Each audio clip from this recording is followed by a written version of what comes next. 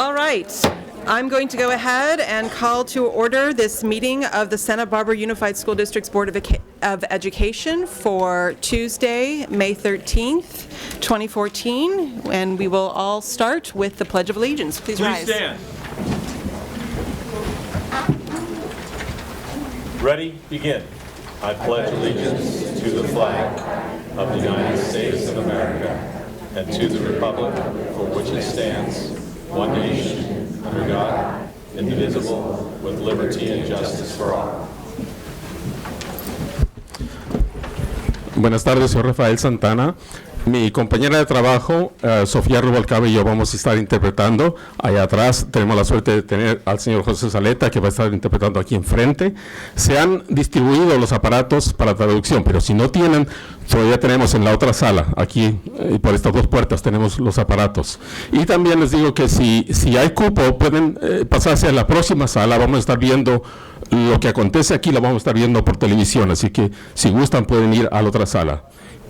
For those of you standing, if you wish to do so, we may have room in the next room where you can be seated and be watching what's going on here on television, on a television monitor. Thank you. Thank you very much. We also have headsets available for the hearing impaired. You just need to ask a staff member at the side table. And we will begin with item C5, introductions, proclamations, presentations, or recognitions. Dr. Cash. Thank you very much, Madam President. Tonight we have Angela from San Marcos High School is here to provide the student report. We'll start with her. Why don't you come forward?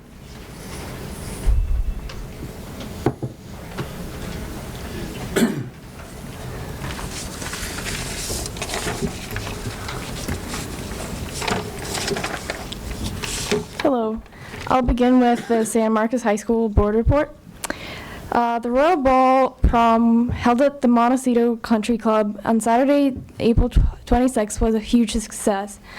430 seniors and their guests attended. Students were then able to go to the Zoto's after prom party sponsored by the San Marcos PDSA to have a safe environment, to have fun with our friends. On Tuesday, April 29th, over 100 student athletes attended the Los Angeles Angels of Anaheim's baseball game as they were honored in a pregame ceremony. San Marcos was awarded 6 academic CIF Southern Section championships, the most of any school in the Southern Section, which is comprised of over 600 schools. Girls soccer, girls track, boys golf, boys basketball, boys track, and boys water polo were all honored on the field in the pregame ceremony. In addition, the girls golf team was honored as well as they received a $250 scholarship from the Southern California Women's Golf Association for having the second highest team GPA. Les Miserables had a memorable run for the past 2 weekends. It was simply an amazing show. The student cast, student orchestra, and the stage crew were magnificent in putting together a show that entertained hundreds of people that came to see it. On Wednesday, April 30th, our Career Center organized a career fair, which was held in our quad during lunch. Over 35 different companies and organizations participated. Kiana Silva and Richard Troon Salas represented San Marcos at the Ford Auto Skills California State Championships held in Pomona this past Friday, May 9th. San Marcos had 4 teams win Channel League championships this season: boys volleyball, boys golf, girls swim, and girls track. On Thursday, May 22nd, a 20-year tradition continues at San Marcos as 21st annual Mr. Royal Show takes stage in the auditorium beginning at 6 p.m. On Wednesday, May 28th, the entire school will be in the Greek Theater as we hold our end-of-the-year ASB award ceremony. Seniors are awarded various scholarships, the new ASB cabinet is sworn in, and the yearbook is dedicated to faculty and staff. Senior Week will begin on June 2nd. That afternoon, the annual Royal Regatta will take place in the pool. Various seniors will compete in the boats made entirely of cardboard boxes and duct tape. On June 3rd and 4th, seniors will then be participating for graduation along with having senior breakfast, pizza party, and movie night. Then on June 5th, family friends will gather in the stadium at 5 p.m. to see the seniors graduate. Seniors are selling lays as a fundraiser for graduation to help them finish funding their senior year. Now on to the Santa Barbara High Board report. The recent events include the senior prom, which was held on May 3rd from 8 to 11 at the Doubletree Fest Parker Resort. Women's Day occurred on May 25th when students went to the quad during lunch to play games, be active, and learn about the healthy living. Student class candidates were elected by the student body to serve on their class cabinets for the 2014-2015 school year.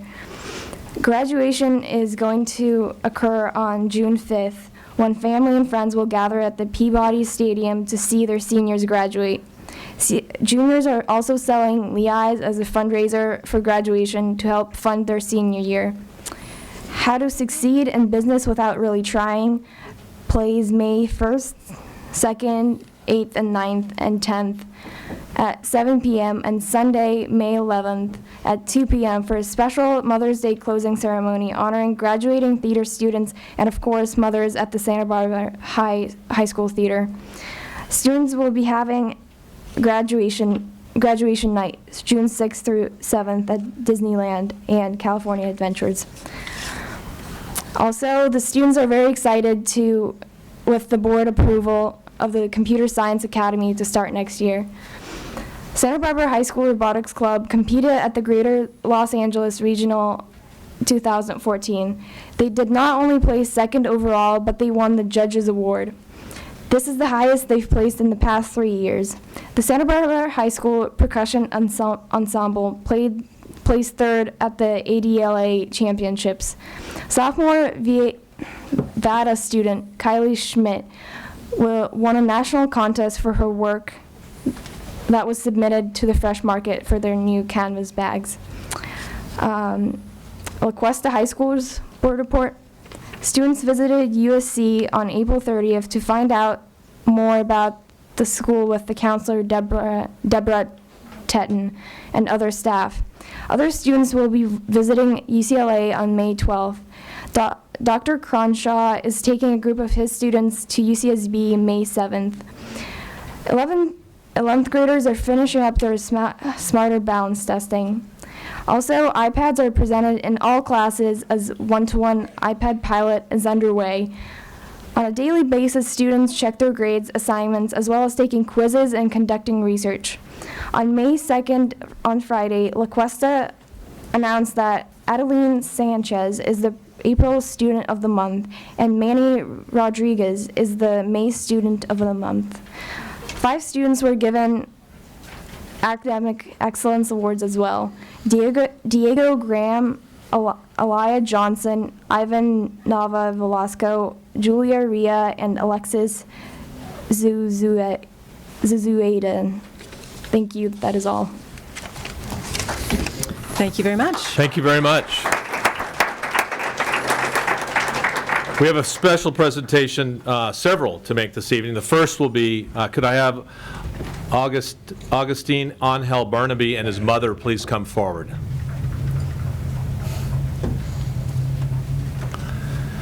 San Marcos High School senior Augustine Burnaby was selected as the 2014 Youth Leader of the Year for Santa Barbara.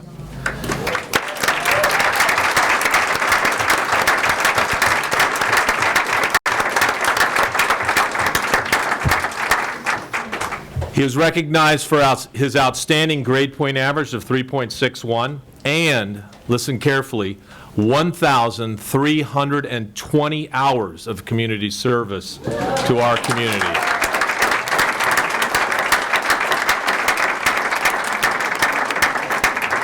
And that, as you could well imagine, represents the highest number of service hours for any student at San Marcos High School right now. We're very proud of Augustine. He received this recognition this past week at a special event by the city of Santa Barbara.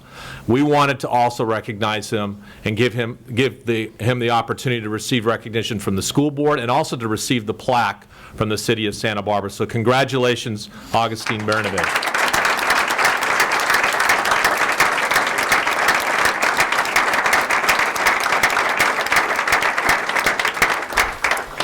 And Augustine, before you go, I just wanted to say that, of course, I've gotten to see you as a mom, really as a parent of a student with you at Adams School and at the Coombra Junior High, and then to watch you develop at San Marcos. It's just been tremendous. I'm incredibly proud of you personally. I know that all those communities, when I go back at Adams and say, have you heard about what happened with Augustine and what he's doing now, that they are so proud of you. So congratulations, and I know you have some pretty good career plans ahead of you, and you've been working hard towards that, so I know that you'll be successful. And thank you so much just on the community's behalf, because you've done so much for the community. Thank you. Thank you. Congratulations.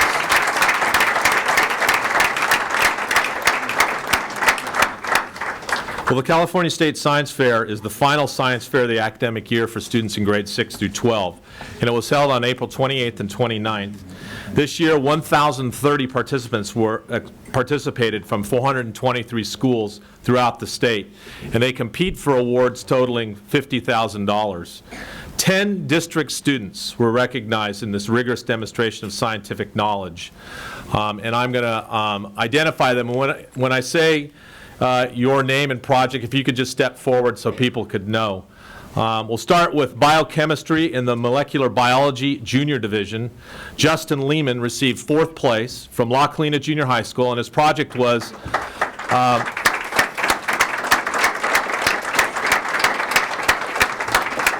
stimulating axons to heal nerve damage, and his advisor was Dr. Stu Feinstein. In the Cognitive Science Junior Division, 4th place went to Keegan Naranja, also from La Colina Junior High School, and his project was titled In the Mood, Music Tonality and Its Effect on Happiness, and his advisor was someone familiar to him, Dr. Val Naranja. Congratulations, Keegan.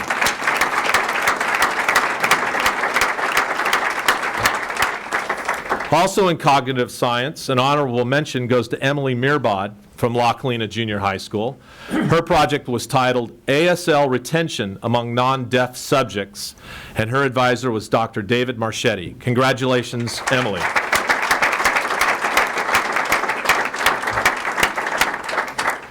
In Environmental Engineering, the Junior Division, receiving honorable mention is Ishani Ghosh from La Colina Junior High School. Her project is the effect of limestone on soil and water, and her advisor, Mr. Jeff Kubran. Congratulations, Ashani. In the Mathematics and Software Junior Division, honorable mention goes to Eric Wilson from Goleta Valley Junior High School. His project was titled Balancing Diversity and Fitness While Evolving Neural Networks, and his advisor, Ms. Kim Miller. Congratulations, Eric.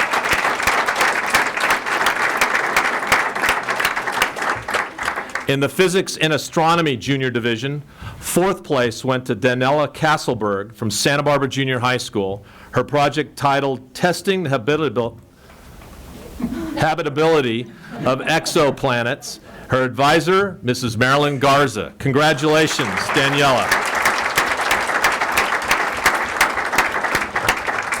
Also in the Physics and Astronomy Junior Division, honorable mention, Ilana Shapiro from La Colina Junior High School. Gravity and the Torsion Balance. Her advisor, Dr. Philip Lubin. Congratulations, Ilana.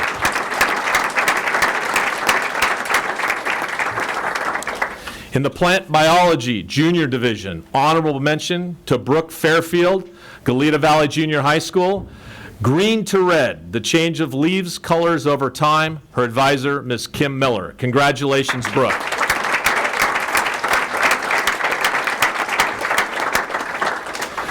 Product Science, Physical, in the Junior Division.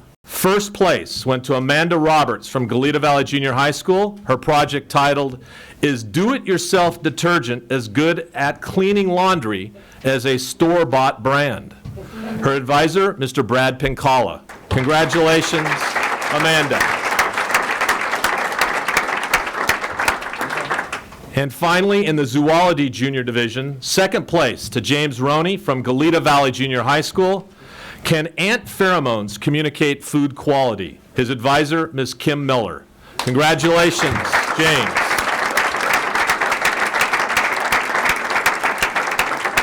Well, ladies and gentlemen, and members of the public and our school board, here are some great current scientists and hopefully future scientists in our community. Congratulations to all of them, and I know board members have something to say.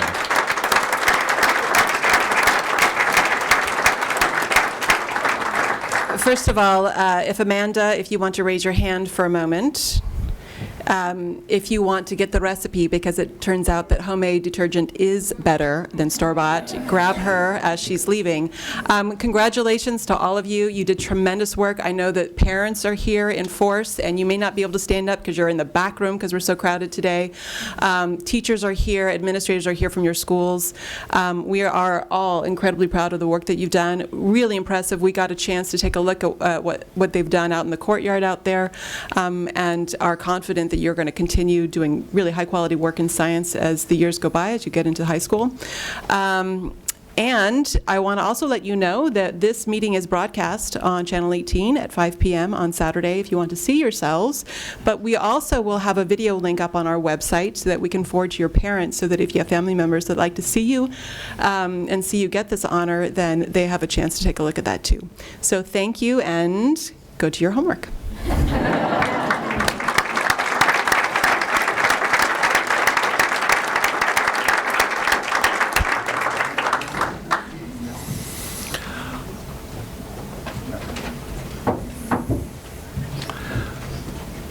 Well, as board members may be aware, the public may not be aware, today was the day that Governor Brown released his revision of his January budget, and I wanted to just publicly let everyone know what some of the major components of that revision was. One is a funding reform proposal for CalSTRS over the next several years, fully funding the CalSTRS pension liability. Number two was an increase of $242 million in the Prop 98 fund, which would result in some changes in the amount of money our base grants are through the LCFF. An increase of $742 million in one-time Prop 98 money in order to eliminate all the deferrals, so they would all be gone.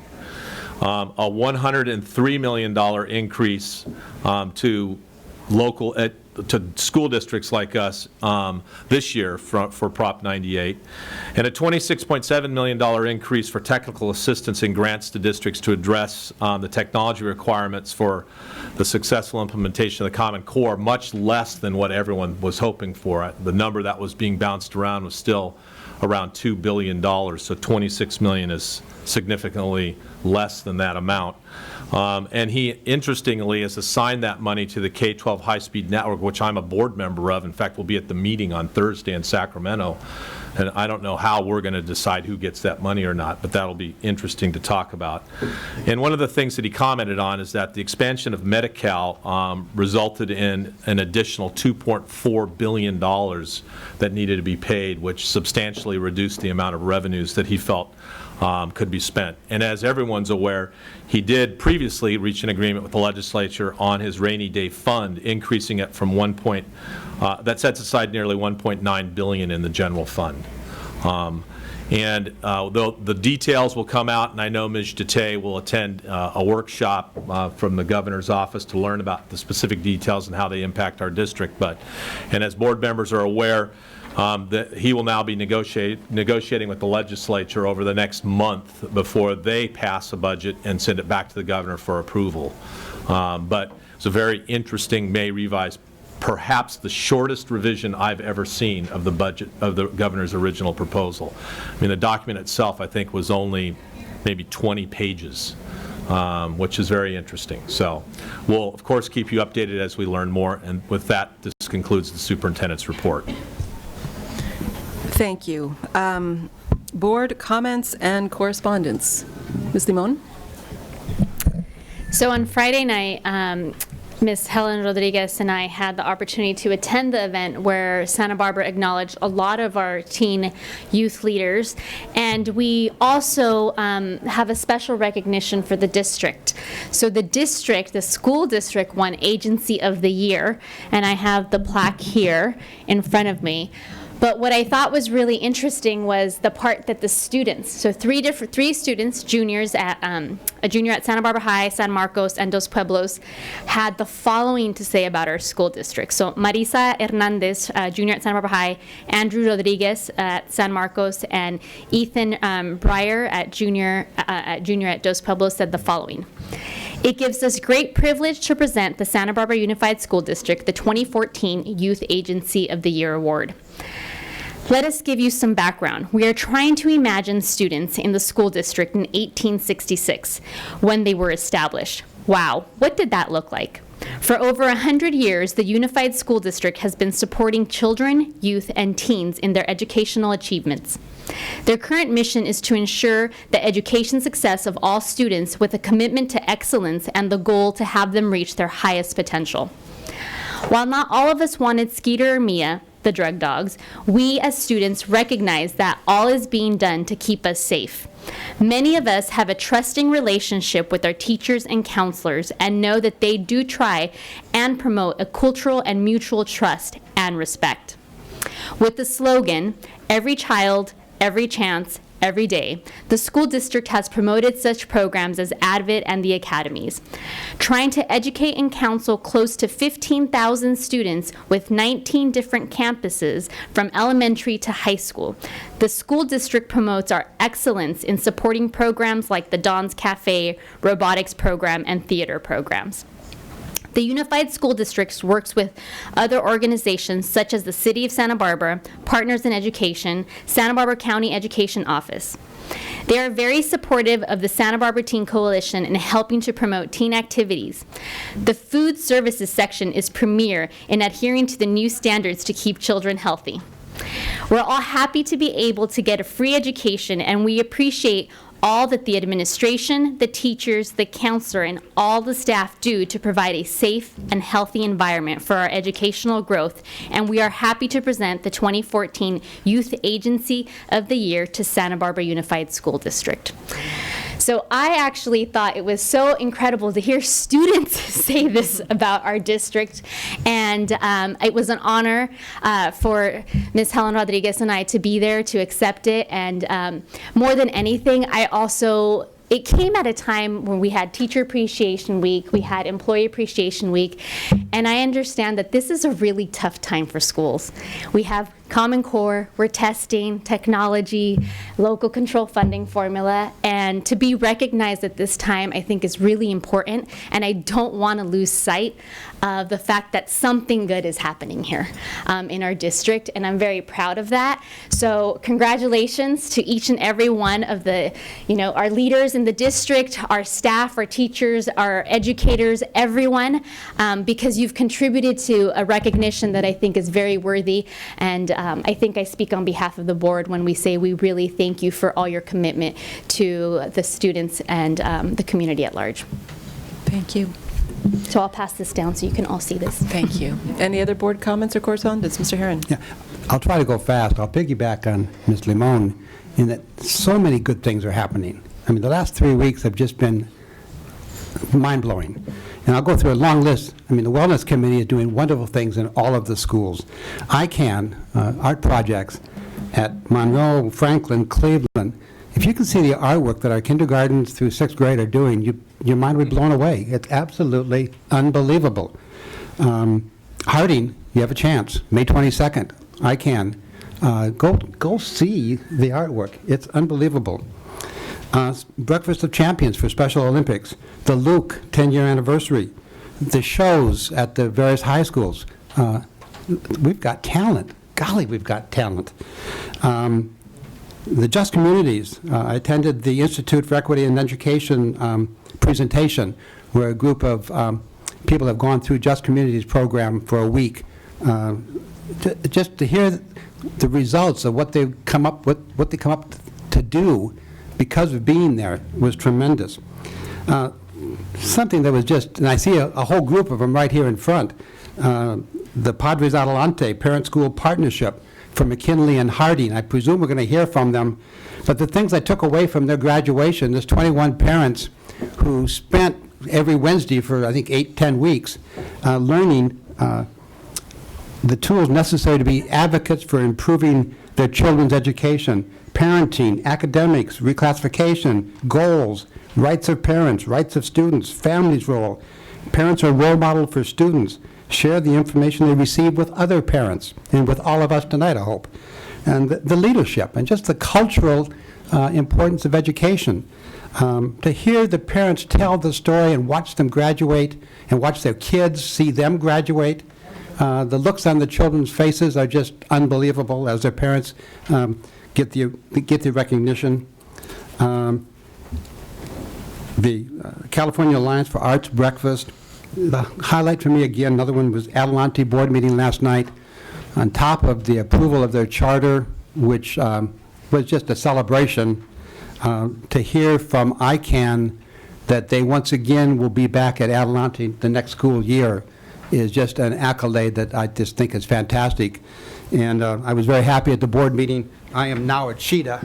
So, I am now a cheetah, so that's the Adelante thing. So it's just been a phenomenal 3 weeks since our last meeting, and it makes you just so happy to see all the things that we do in our schools, the parents, the kids, the opportunities. It's just fantastic to see. Thank you. We will move ahead now to the announcement of closed session action, and we have no action to report out. And now it's C9. This is public comments on non-agenda matters within jurisdiction of the Board of Education. I will preface this by saying that we have a public hearing on the Local Control Accountability Plan a little bit later, and there can be some confusion. If we've put you in the wrong area, just please let us know. If Mr. Herron calls your name and you really want to speak under the public hearing, let us know. But at this point, it's public comments. Mr. Herron. One question. Are we going to break at 6:50 for the public hearing? No, it's not time certain. Not time certain. No. Okay. And I guess I should ask you, how many comments do we have? About 22. On public comment? Okay, we're going to have to reduce the amount of time on that then. And normally we take about 20 minutes, and that would be about a minute each. I don't know if you want to extend that a little bit, board members, to give them more like 2 minutes or 2 minutes? All right, 2 minutes. 2 minutes, and of course, Dr. Dradi, if there is translation, then that is doubled, so it's 2 minutes for Spanish, 2 minutes for English. And we'll go ahead, Mr. The first public comment is Andrew Jones, Max, and Kyle regarding lacrosse, followed by Robotina Santa Moro,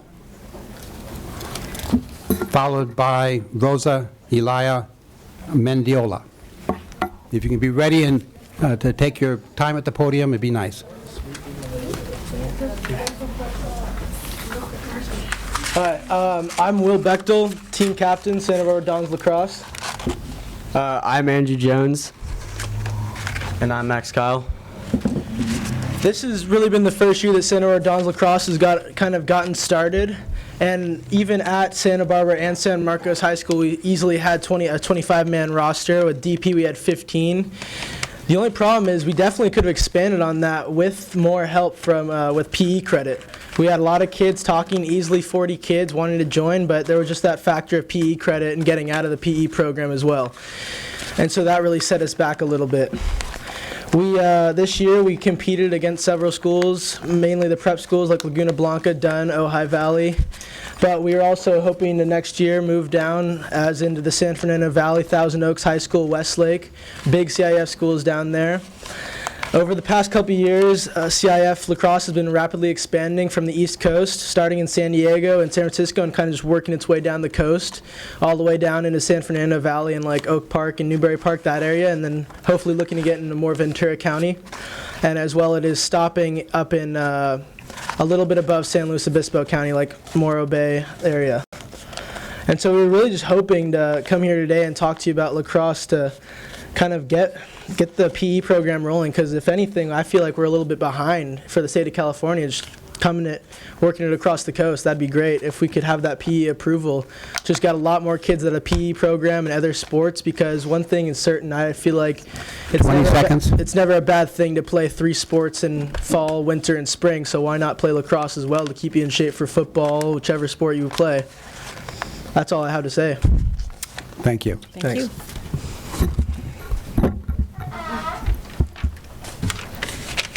Miembros de la mesa directiva de educación, administradores y miembros del público.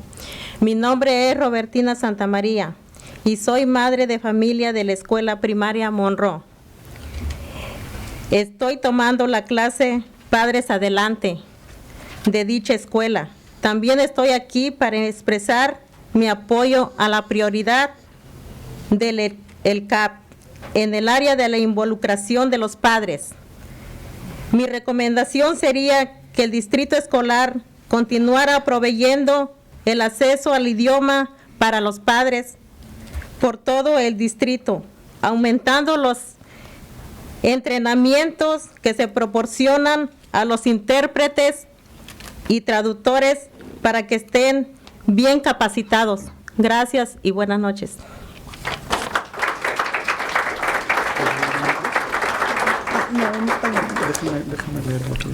Yeah, and are you going to translate I'm going that to now? translate Thank you. what she just read. Members of the school board, administrators, and members of the general public. My name is Robertina Santamaria. I am a parent from Monroe Elementary School, and I am in the Padres Adelante class for parents at that school. I am also here to support the LCAP priority on parent involvement. My recommendation is to continue to provide improved language access throughout the school district by expanding the trainings that are provided to interpreters and translators. Thank you very much. Rosa Elia Mandiola, followed by Barbara Ellis. Estimados miembros de la mesa directiva del distrito escolar y el público en general, mi nombre es Rosa Elia Mendiola y yo soy una de las madres de Monroe que está tomando la clase de Padres Adelante. Estoy aquí para hablar en apoyo a la recomendación sobre el acceso al idioma para el plan del CAP. En primer lugar, quiero decir que mientras Celeste Darga ha sido la directora de Monroe, la escuela ha hecho un buen trabajo en las interpretaciones y traducciones para que los padres podamos entender y hacernos sentir parte de la comunidad escolar. Hablando con padres de otras escuelas, sabemos que no es el caso en todas partes. Para que esto sea correcto, recomendamos que haya un coordinador del distrito escolar que tiene la responsabilidad de asegurar que todas las escuelas tengan correctamente interpretación y traducción, en donde sea que los padres no hablen ni leen en inglés. Un coordinador en acceso lingüístico para que pueda ayudar a que esto sea una realidad en todas las escuelas. Gracias, Rosa Elia. Thank you.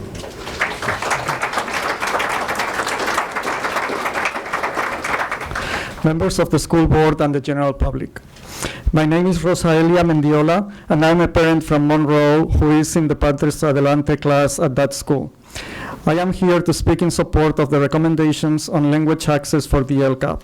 First, I want to say that while Celeste Darga has been the principal at Monroe, the school has done a very good job with interpretations and translations so that parents like me can understand everything, and she has made us feel that we are part of the school community. Speaking to other parents from some other schools, we know that it is not this way everywhere. For this to be done right throughout the school district, we recommend that there be a school district coordinator who is responsible to helping all the schools so that there is no lack of good interpretations and translations wherever the parents do not speak or read English. We need access to information in a way that we can understand. A language access coordinator can help make that a reality for every school and every parent. Thank you. Barbara Ellis, followed by Nora Alicia Mora, followed by Oscar Arojo. Good evening. I'm actually in the wrong place, so I ask your apology. Do you want to speak on the if I public may, hearing? I Yes, would- absolutely. Thank you very much. We'll shift your, Thank you. you want to be in the public hearing for the LCAP? Yes. Okay. Because I'm here to speak in favor of the LCAP issue that's said. My name is Barbara, as I mentioned, and I'm an ex-educator. I was even worked for the district many years ago as a bilingual administrator. I'm also a trained interpreter at this point. And I would like to explain the reason why I have decided to come is because I have seen the difference that a group of parents that is able to be included, that before wasn't, come to life when they are allowed to understand what is happening. There's the feeling that they now understand that their ideas are important and that they're being listened to. Whereas in the past, we had seen that they would kind of be in a corner and afraid of speaking and being part. I think it is a well-known fact, and I don't have to convince you, of the effect that having parent involvement does for a student's education, for a student's feeling of belonging, which is so extremely important for the children. And that now, if you're able to have 20 seconds. appropriate interpretation, obviously, but it's not only just interpretation, it is professional interpretation that is required. It is not okay to just call anyone that speaks both languages. It is absolutely indispensable that the interpreters be well-trained, that they are well-prepared and understand the issues. Thank you very much.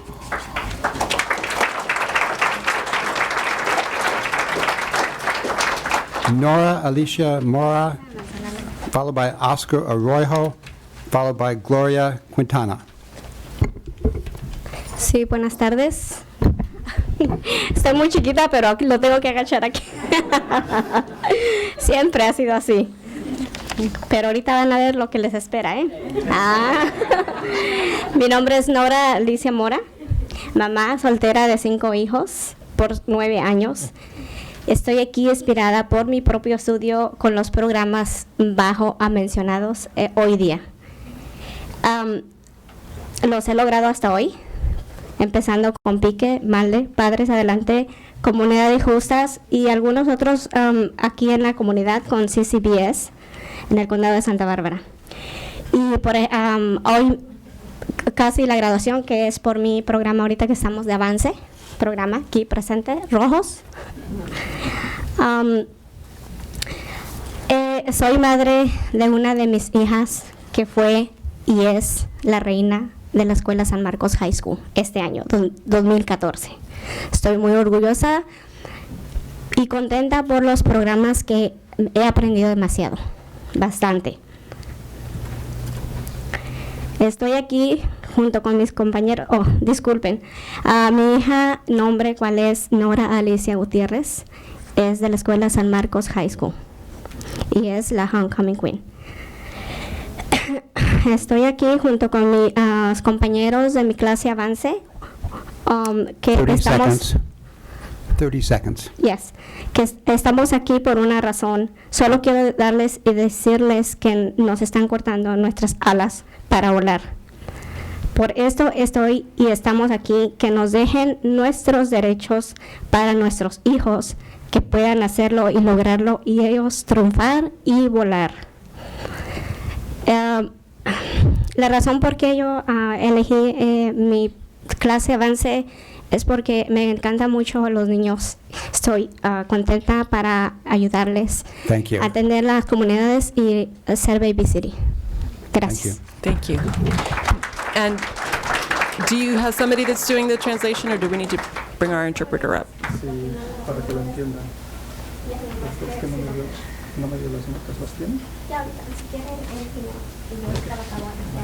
Sí. Buenas tardes, miembros del buró. Hold on just a moment. We have to have those remarks translated or interpreted. So, Going to give me the notes as soon as he finishes with his remarks. Is that okay? it's not usual. I hate to have them separated. I wouldn't want to have them confused, so it probably would be better for the English-speaking audience if you translate those or interpret those.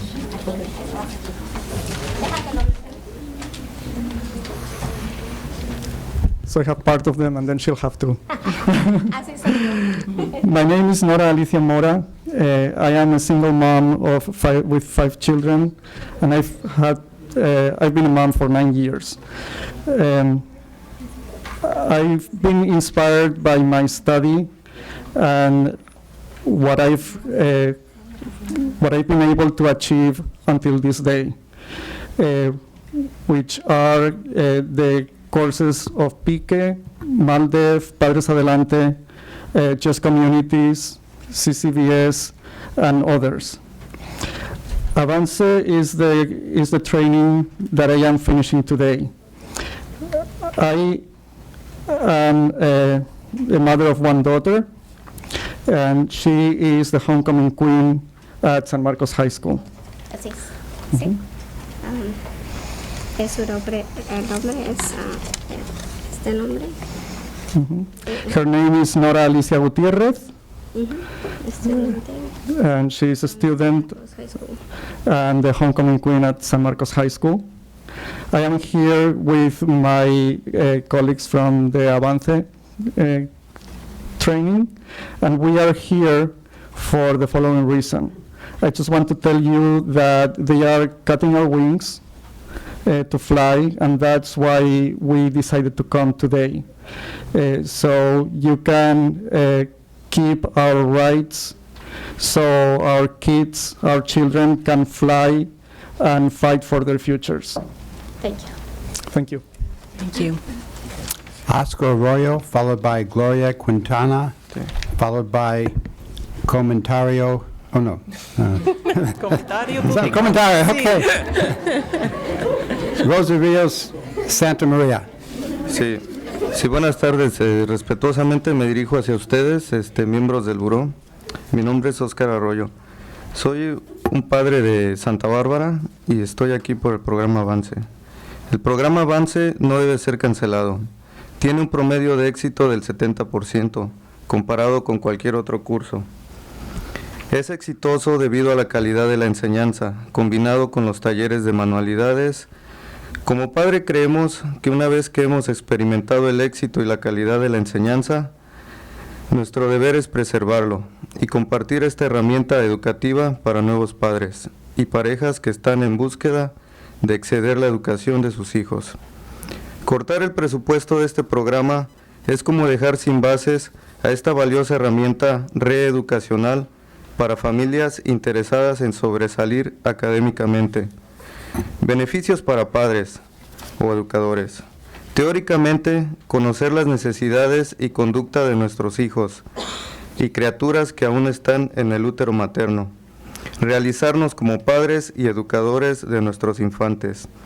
Aprender a proveer las necesidades físicas y emocionales, combinando con los talleres de manualidades que nos ayudan a aprender la importancia del juego y la interacción psicomotriz con nuestros infantes, desarrollando una interacción benéfica para el infante, padre o educador.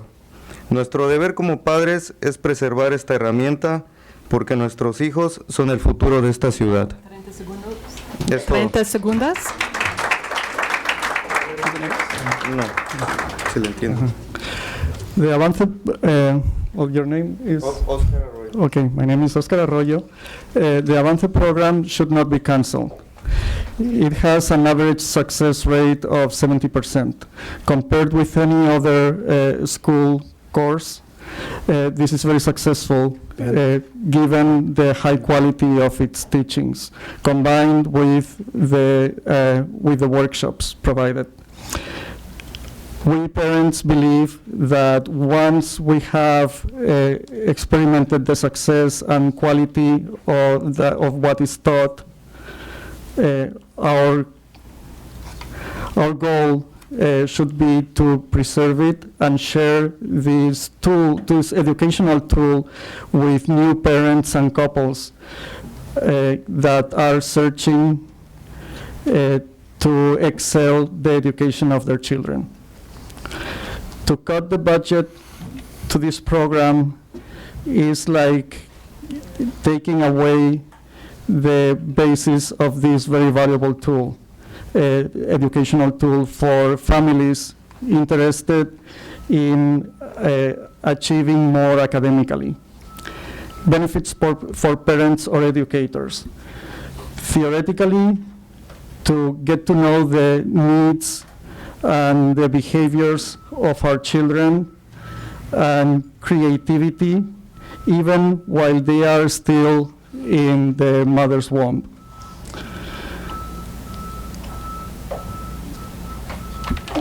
To become better parents and educators, and to learn to provide the needs, physical and emotional, combining workshops that will teach us how to interpret the importance of play and the interaction, mobile interaction with our children, developing a beneficial interaction with the baby or between the baby and the parent or educator. We as parents have to preserve this tool because our children are the future of this city. Thank you. Gloria Quintana, Rosario Santa Maria, and Celine Cruz. Hi, good afternoon. My name is Gloria Quintana, and I am a parent of 2 twins and boys, and I am representing more than 150 parents who are taking Avance. We want to be here, and we would like to be included in the planning process. Avance has been life-changing our lives. We not only have been altering certain routines in our lives, but also Avance has affirmed our role as a parents. It is an anonymous consent that we will have the opportunity that Avance should be extended to other families. And I only have another letter from another parent who probably I don't have time to read it right now, but I was told to just give it to personally to you. Thank you. We'll make sure. Thank you. Thank you. Rosario Santa Maria.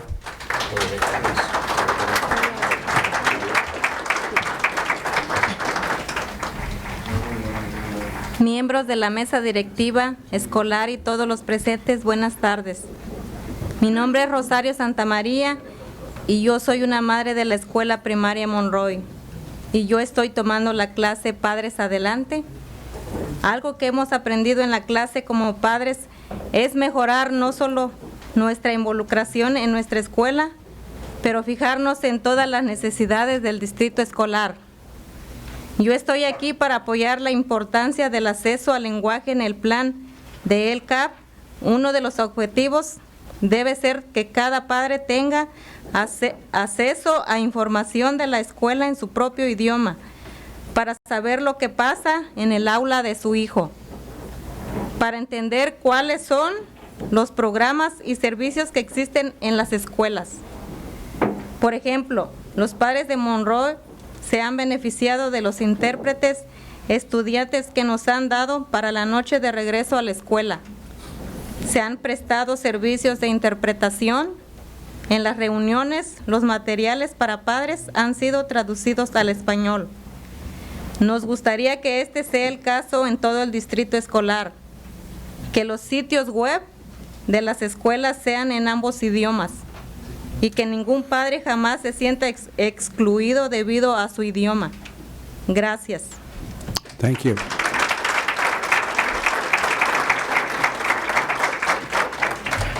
Members of the school board and members of the general public, good evening. My name is Rosario Santamaria, and I am a mother from Monroe Elementary School, and I am taking the Padres Adelante class. Something that we have learned in the class as parents is to improve not only our own involvement with our own school, but to look at the needs across the school district. I am here to support the importance of language access in the LCAP. One of the goals should be that every parent will have access to school information in their own language, to know what goes on in their child's classroom, to understand what school programs and services there are. For example, parents at Monroe have benefited from the interpreters provided at Back to School Night. There has been interpreting at meetings, and materials are translated for us into Spanish. We would like that this be the case throughout the school district, that school websites be in both languages, and that no parent will ever feel left out because of their language. Thank you for your consideration. Thank you. Thank you. Celine Cruz, followed by David Novea Jr. Buenas noches, miembros de la mesa directiva y todos presentes. Mi nombre es Selene Cruz y soy madre de una niña en el primer año de la Escuela Washington. Estoy tomando la clase de Padres Adelante con la Escuela Monroe. Estoy aquí para apoyar a Padres Adelante, Padres Unidos para LCAP. Me refiero a LCAP, la prioridad número 2. Implementación de las normas académicas para los alumnos de aprendizaje de inglés. Es importante que las escuelas presten mucha atención a la evolución de cada alumno aprendiz de inglés para monitorear su rendimiento escolar, y cuando los niños se acercan al cumplimiento de los criterios de reclasificación, se les ayude a alcanzar este objetivo lo antes posible. Estoy a favor de la solicitud de Padres Unidos para reclasificar a los niños en el primer grado, cuando cumplan con todos los requisitos. Si ellos demuestran el dominio en el idioma inglés y si son a nivel de grado en sus tareas escolares.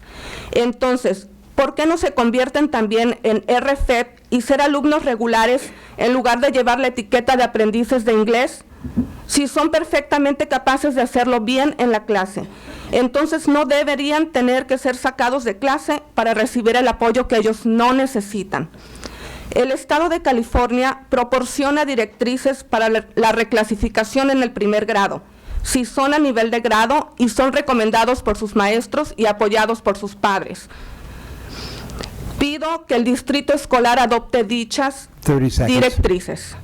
Mi propia hija está sobresaliendo en primer grado. Ella superó todos los criterios. Lee muy por encima de su nivel de grado, pero fue retenida como un estudiante de inglés. Y lo que tengo entendido es que no se permite la reclasificación en el primer grado debido a la política de la mesa directiva en el distrito escolar. Con el debido respeto, les pido que cambie esa política y abrir la puerta a los niños como mi hija a ser reclasificados en primer grado. Gracias. Thank you.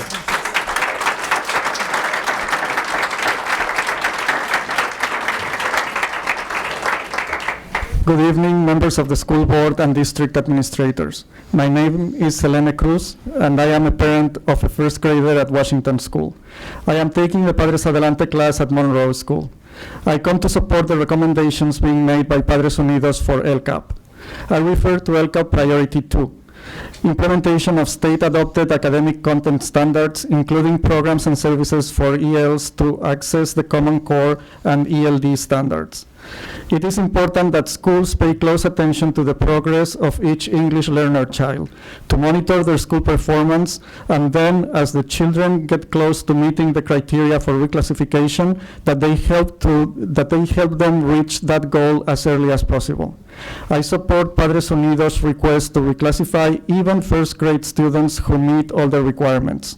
If these students show proficiency in the English language, and if they are at grade level in their schoolwork, then why can't they also become RFEP and be regular students rather than carrying the label of English learner? If they are perfectly capable of doing well in class, then they should not have to be pulled out of class to receive support that they no longer need.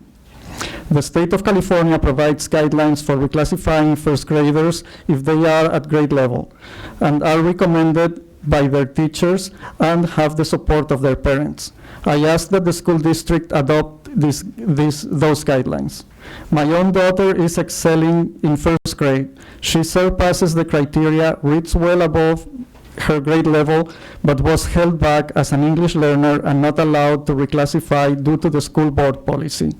With all due respect, I ask you to please change that policy and open the door for children like my daughter to be reclassified in first grade. Thank you. David Novella, followed by Maria Sanchez, followed by Frias Rojas Maria. Good afternoon, dear members of the Santa Barbara School District. Thank you for the time you've given me and the opportunity to voice my opinion. Your slogan reads, every child, every chance, every day. Please keep your word and Avance running. Through Avance, I've learned that the earlier we get involved in our children's education, the more opportunities they get to develop and succeed in life. It's the early years when it's crucial to develop their ability to learn and expand their little brains. Crucial as well is the information obtained by the parents to teach and incorporate learning exercises and the little time given after work.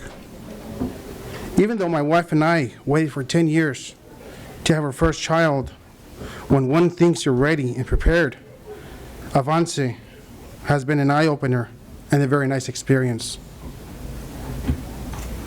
Please don't deny other parents the experience of learning skills we have obtained through Avance, as well as the ability for our child to blossom at an early age. Thanks to our instructor, Ruth, and her dedicated team of early childhood educators. Thank you for your time. Good afternoon. Thank you.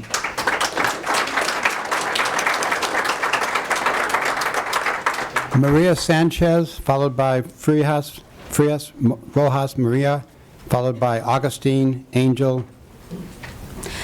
Hola, buenas tardes. Me dirijo cordialmente a ustedes con el interés acerca del programa Avance y de cómo ha tenido un impacto en mi vida y en la vida de mi familia. Es muy importante que programas como Avance sigan adelante enseñando y animando a los padres.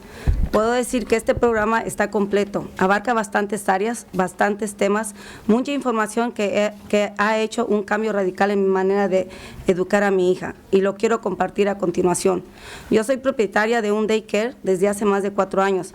Es por demás decir que este trabajo es muy demandante y la mayor parte del día estoy enfocada en cubrir las necesidades de los niños que tengo a mi cuidado, e ignoré a mi hija.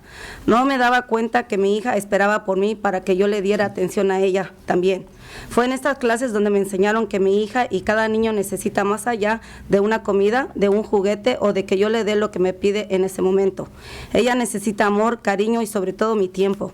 Aprendí que su primera maestra soy yo, pensando que mi hija no requería por mí por ser tan pequeña. Ahora he visto cambios en mi manera de hablar y tratar con ella. Gracias a Avance no solo tengo herramientas para enseñarle a mi hija, sino también empleo todo ese conocimiento en mi daycare. Me han enseñado muchas ideas, actividades que sigo interesada en aprender. Estoy muy motivada poniendo en práctica cada día lo que mi clase me enseña. Ahí nos dan material y nos enseñan a armar juguetes y conocer personas nuevas. Quiero que mi meta sea que el día de mañana mi hija y todos los niños de mi cuidado puedan decir que todo lo que ellos son se lo deben a la enseñanza que su maestra dejó en ellos. Y de igual manera, en mi daycare, quiero que los padres se sientan confiados en dejar a sus hijos en mi programa, ya que soy una persona que sigue actualizándose, interesándose en aprender más sobre las necesidades de cada niño. Este conocimiento me lo proporcionó Avance. Creo que es necesario hacer una réplica idéntica a Avance, que enseñe a los padres. Las personas que tomamos este curso nos hemos beneficiado de sus enseñanzas y sobre todo han puesto en nosotros. Gracias.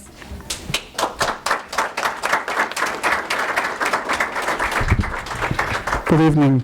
I'm cordially addressing you to show my interest in the Avance program and the impact that it has had in my life and in my family's life. It is very important that programs such as Avance continue to teach and encourage parents. I can say that this is a complete program.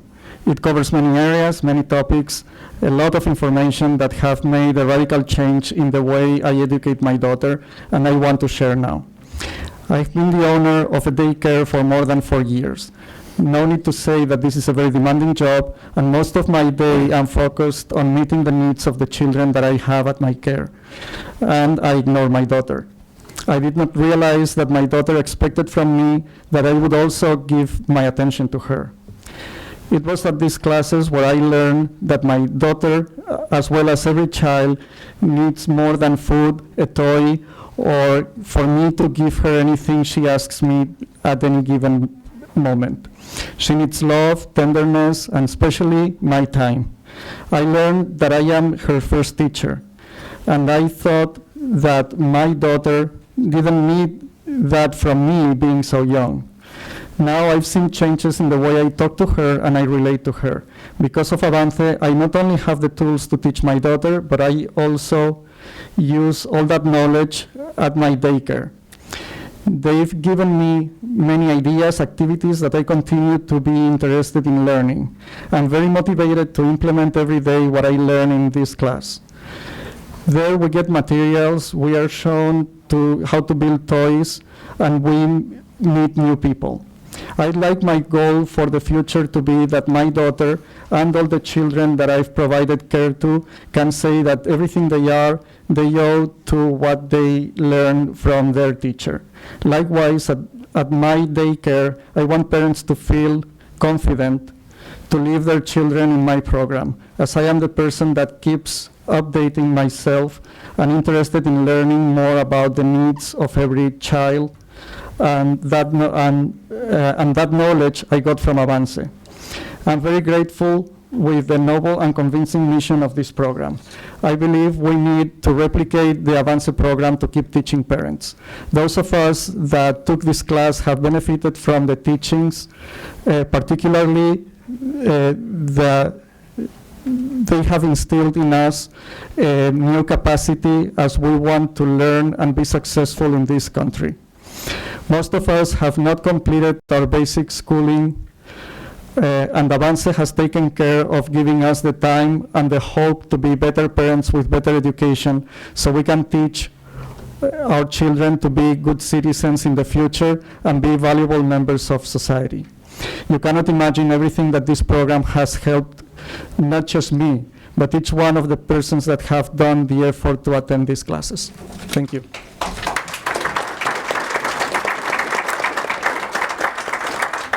Frias Rojas Maria by Augustine Bernabe by Alpha Ramirez. Hi, we're actually going to go a little bit out of order. We're here just to formally accept an award, so I'm the counselor representing San Marcos, and then this is Agustin and Maria, who's going to speak next. Actually, we're just here to formally thank Santa Barbara Parks and Recs on behalf of San Marcos High School because we received 2014 Teen of the Year Award, and we also received Teacher of the Year Award. And one interesting thing that many of you don't know is the fact that he is also a La Cumbre graduate student. You know, he's also Royal. He accumulated over 1,300 hours of community service, and hopefully he received his award tonight, his plaque. They asked us to come here and be formally accepted, along with a $300 scholarship, which hopefully, you know, he will utilize to his college education. Just one thing I've asked them to do is to share a little bit of themselves with you today. They're very nervous, so I appreciate it. Thank you so much. I appreciate it. First of all, thank you, Madam President. Thank you, School Board District, and thank you for everyone to be here. I want to speak on behalf of some of the students of San Marcos High School who are AB 540. And those students and myself actually don't have the right funding to go to college.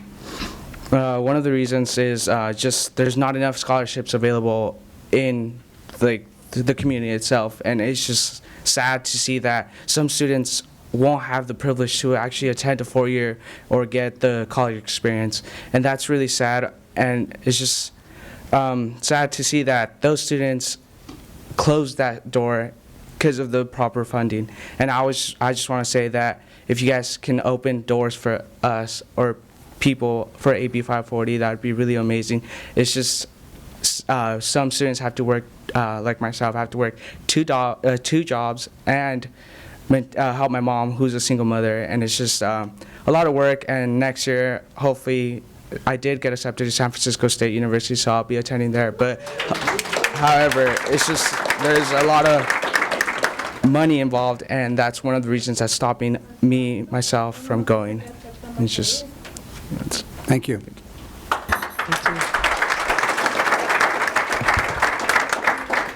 Hi, my name is Maria, and I'm also an AB 540 student, and I'm just here supporting Augustine. And I just want to say, like Augustine said, we basically they give us money, but the little money doesn't really help us. I personally got accepted to Channel Islands, but I'm not going to be attending Channel Islands. I'm going to be attending Santa Barbara City College, and because of the money issues. And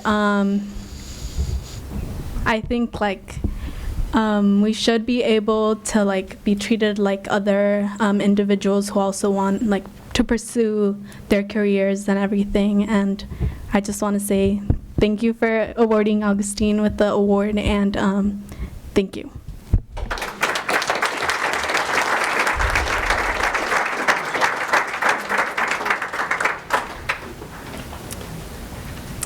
That is the end of public comment. All right, thank you very much. At this point, we're going to move to item DA, acceptance of donations. I move that we accept them with gratitude. Moved by Mr. Herron and seconded by Ms. Idelson. All those in favor? Aye. It passes unanimously. And now the consent agenda. Are there any items that board members want to pull? Then may I have a motion? I make the motion to approve the consent agenda as is. Dr. Paz makes the motion. I second it. Seconded by Idelson. And if we had some discussion now, Mr. Herron? Just one question to Mr. Hatyank. On the agenda tonight for consent, there's quite a few lease-back opportunities, some going up into the $4 and $5 million category. Are we still convinced that is in the best interest of the school district to deal the lease-back rather than getting bids on some of the bigger projects? We are, Mr. Herron, President Parker and the board. Yes, we are. We've had many discussions with staff and Dr. Cash about the contractors that we're proposing, and also making sure that we are getting a fair price by using an independent cost estimator to make sure that the prices that we are getting are actually a benefit to the district. And some of these projects have a really tight timeline, and we can't afford to have delays like we've had with other projects when we've had some contractors that didn't perform. So this way we're sure to get things done on time. Thank you. Thank you. And before you leave, Mr. Hatyank, there are a number of facilities projects. I want to call out that our schools will be under construction this summer, and it's exciting, but it also will be disruptive, and I recognize that. There is a correction on item F23, which is the lease back for the Adams School Library, that funding is from Measure R, so we have made that correction. And I want to note that the Adams Library in particular has been in the works since 1998, so it's very exciting to actually be breaking ground this summer, and I'm looking forward to a golden shovel.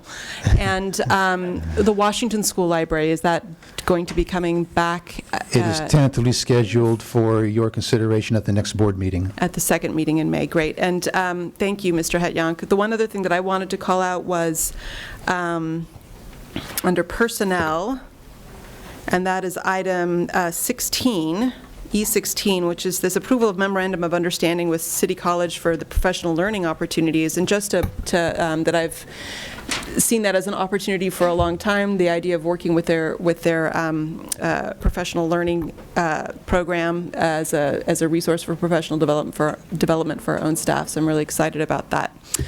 We have a motion on the floor, so all those in favor? Aye. Aye. It passes unanimously.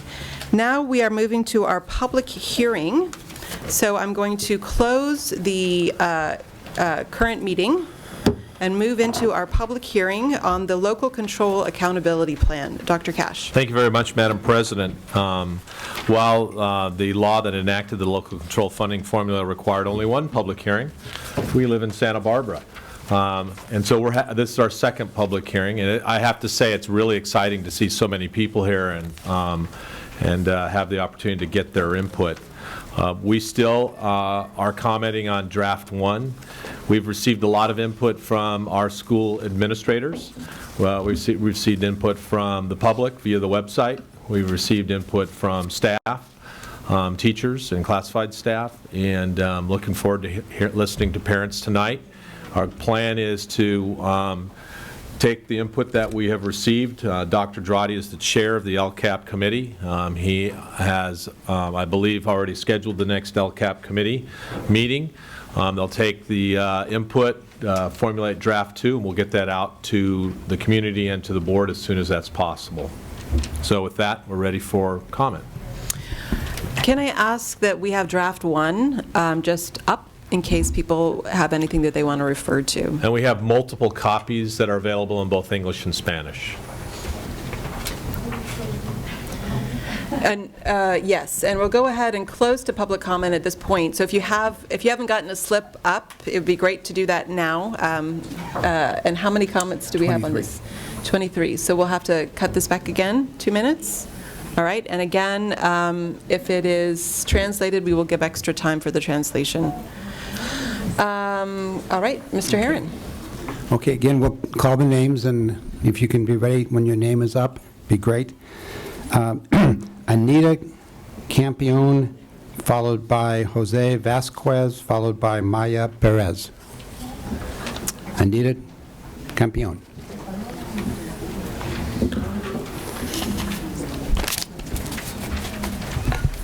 Mi nombre es Anita Montero Campión.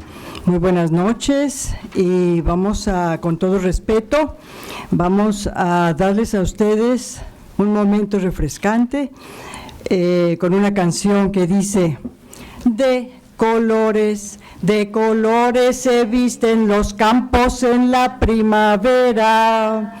De colores son los pajaritos que vienen de fuera.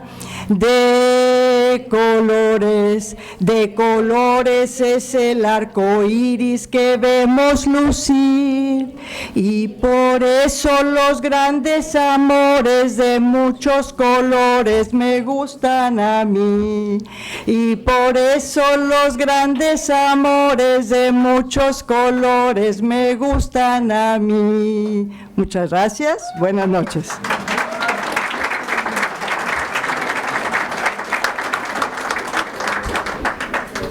Good luck translating. No, I'm laughing at this. You have to sing it, Do we too. make the interpreters sing that? I don't think that song needs any translation. Thank you. No translation. Jose Vasquez.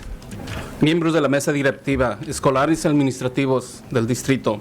Mi nombre es José Vázquez y soy un miembro de Padres Unidos, y me gustaría hablar acerca de las recomendaciones del informe de Padres Unidos y relacionados con el CAP, la prioridad número 2, implementación y normas y contenido académico adoptado por el Estado, que incluye programas y servicios de educación de IEL, para ascender y a los estándares comunes fundamentales del ILL. Tengo 2 hijos en 2 pueblos, incluyendo una hija que fue reclasificada y está asistiendo a la Academia de Ingeniería de 2 pueblos. Las recomendaciones que me dirijo, así es la diversificación de los estudiantes en las clases de honores y API, a los datos indicados que existen una disparidad en la composición étnica de los estudiantes de clases de honores en el AP. Una recomendación que estamos haciendo es establecer las clases de inglés más pequeñas para ayudar a preparar a los estudiantes de aprendizaje de inglés para un plan de estudios más riguroso. También colocar a una mayoría de prioridad inscripción de estudiantes con baja representación en las clases más rigurosas. a una edad más joven, para que ellos también puedan ser capaces de tomar clases de honores y avanzadas en las escuelas secundarias.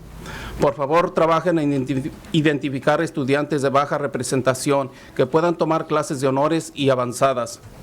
También podría recomendar que el distrito escolar proporcione mayor educación a los padres acerca de existencia de clases de honores y 20 avanzadas seconds. para que puedan atender al proceso de inscripción de sus hijos en estas clases. Gracias por su tiempo.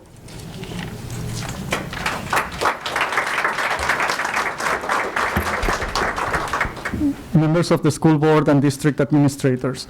My name is Jose Vasquez, and I am a member of Padres Unidos, and I would like to speak to several recommendations in the Padres Unidos report related to LCAP Priority 2, implementation of state-adopted academic content standards, including programs and services for ELs to access the Common Core and ELD standards. I have 2 children at Dos Pueblos High School, including a daughter who was reclassified and who is attending the DP Engineering Academy. The recommendations I am addressing here concern diversifying students in the honors and AP classes. The data indicates that there is a disparity in the ethnic makeup of the students in the honors and AP classes. One recommendation we are making is to institute smaller intensive English classes to help prepare EL students for a more rigorous curriculum. Also, place a greater priority on enrolling underrepresented children in more rigorous classes at a younger age so that they too may be able to take honors and AP classes in high school.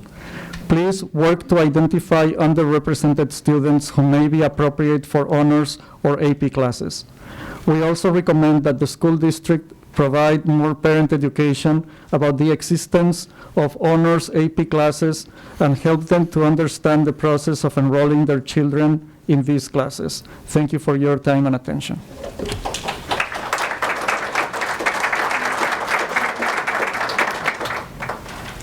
Myra Perez, followed by Carmen Maglanes, followed by Hilda Ramirez. La señora Mayra Pérez no está aquí ahorita y voy a leer lo que ella iba a leer. Ella es madre de familia de 3 alumnos, 2 de los cuales están en este distrito escolar.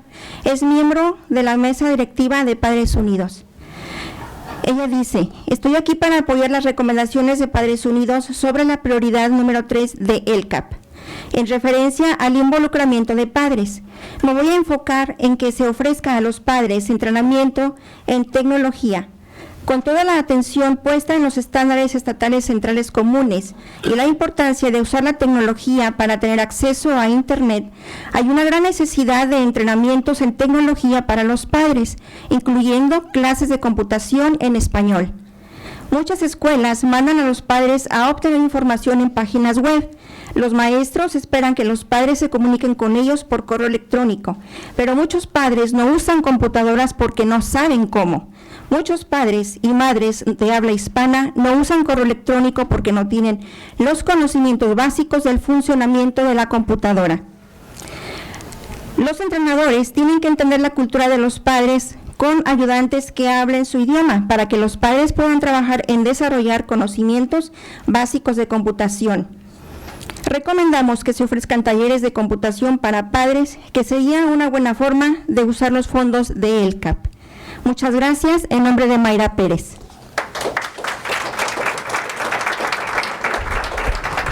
Mayra Perez wasn't able to stay here, so I'm going to read what she was going to present. My name is Mayra Perez, and I am a mother of 3 students. 2 of them are in this school district. I am a Padres Unidos board member. I am here to support Padres Unidos recommendations on LCAP Priority 3 involving parent involvement. My focus is on providing parent trainings in technology. With all the attention on the Common Core state standards and the importance of using technology to access the Internet, there is a widespread need for parent technology training, including computer classes in Spanish. Many schools direct parents to information on their websites. Teachers expect parents to communicate with them through email, but many parents don't use computers because they don't know how. Many Spanish-speaking parents do not use email because they lack basic knowledge on how computers work. Trainers will need to understand the culture of parents with rovers who speak their language so that parents can work on developing basic computer skills. Tablets are more and more affordable, but also be aware that there is a lack of wireless routers in many of their homes. We recommend providing computer workshops for parents as a good use of LCAP funds. Thank you very much.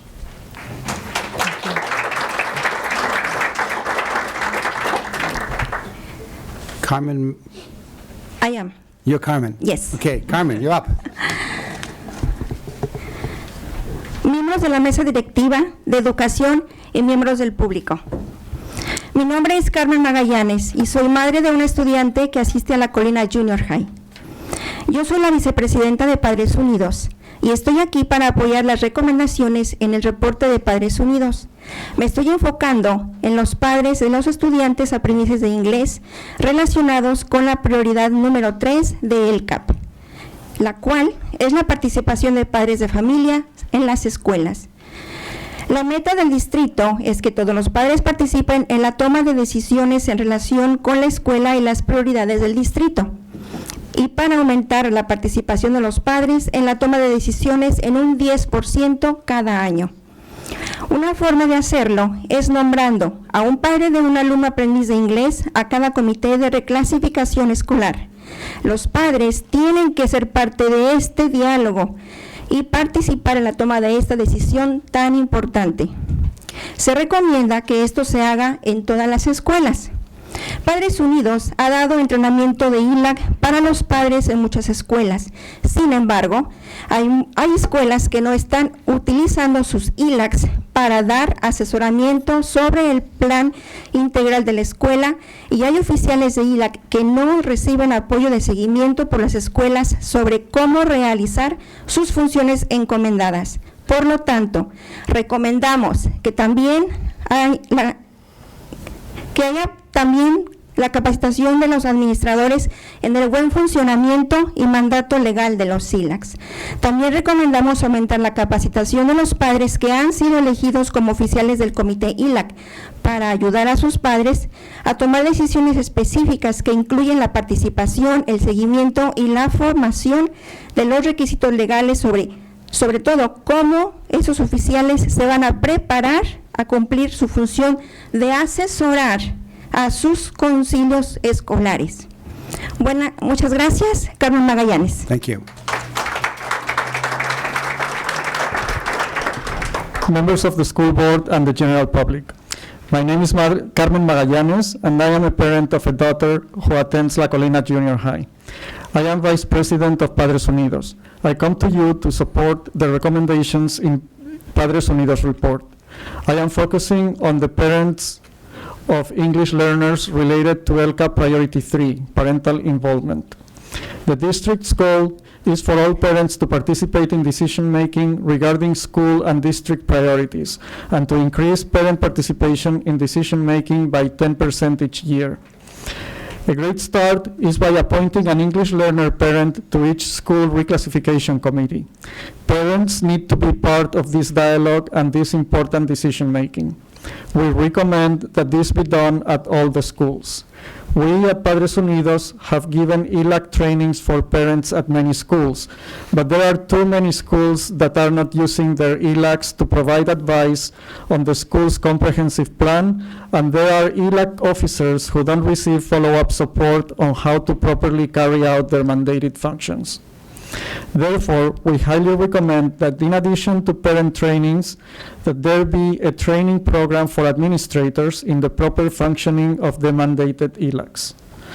We also recommend training parents on parent involvement in decision-making, including follow-up ILAC training for ILAC officers about how they are to go about the work of advising their school site councils. Thank you very much. Hilda Ramirez, followed by Lourdes Martinez, followed by Leticia Delgado. Good evening, members of the school board, parents, and members of the general public. My name is Hilda Ramirez. I have 2 children in Dos Pueblos High School and 1 first grader in Elwood. I am here to support Parents Unidos' recommendations on LCAP Priority 3 involving parent involvement, with the goal that all parents participate in decision-making regarding school and district priorities. I will only summarize the major points in our recommendations. First, provide us parents with specific opportunities to advise in the decision-making process and give school administrators guidelines on how they can help parents to do this. Let's avoid playing the number game, because the goal of increasing by 10% each year when you start with very low numbers, it's meaningless if we don't have significant baseline. Expand parent education programs that are successful with parents and that help rate student achievement, such as the parent project classes and Padres Adelante classes. In general, more workshops and training for parents. These programs should include an understanding of the history and culture of the students and their parents. Train parents on school improvement and how to monitor plans and policies. Train parents on their rights and responsibilities, on how school function, how policies are created, and on how to understand and use school data. Inform parents on school achievement data at the school level in the same way that the district provided it for LCAP. Work with the Family Engagement Network, Just Communities, and Teaching Fair 30 provides staff seconds. workshops on diversity and cultural competence, community engagement or relationship building skills, and include information on language and immigration issues. We recommend more time for school to talk to parents about school progress with specific goals for each student and ways to help parents, and ways how parents can help their students with those goals. Thank you very much. Thank you. Lourdes Martinez, followed by Leticia Delgado. Thank you. Good evening, members of the school board, district administrations, and all those present in this room. My name is Lourdes Martinez. I am mother of 2 kids at Dos Pueblos High School, and I'm here to support the LCAP recommendations being made by Padres Unidos in the report you have been given today. In particular, I'm speaking to LCAP priority number 2, implementation of state-adopted academic content standards, including programs and services for English language English learners to access the Common Core and ELD standards. Only about 25% of Latinos and students from low-income families are meeting the requirements for access to UC and CSU. For the students who are performing poorly, we urge that the LCAP provide more support programs during the school days, such as study centers and intervention centers to help students who are falling behind. Parents from low-income families have asked for more after-school tutoring programs in more schools. Money should be set aside for this need. We all know that while things are slowly getting better, there is an academic achievement gap in our community, and we would like for all our students to have a higher academic achievement and a better future. 20 seconds. We know that schools are provided input on how they will use state funds. We want to ensure that schools provide support to low-income struggling students. Study centers, intervention centers, and tutoring programs are all good ways to help raise student academic achievement. Thank you. Thank you for your time.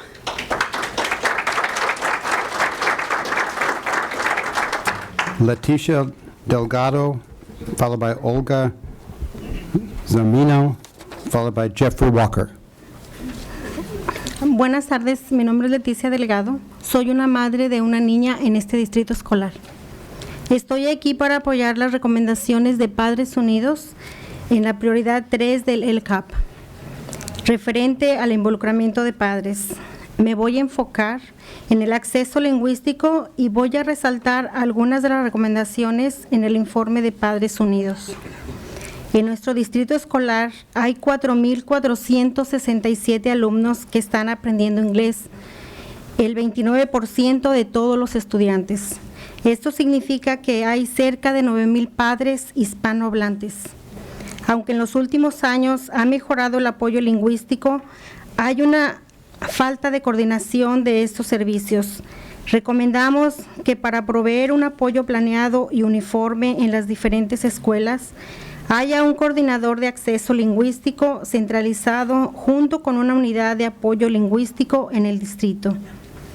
Esto ayudará a expandir el apoyo, incluyendo interpretaciones y traducciones para los padres y una mejora de la calidad de los servicios existentes.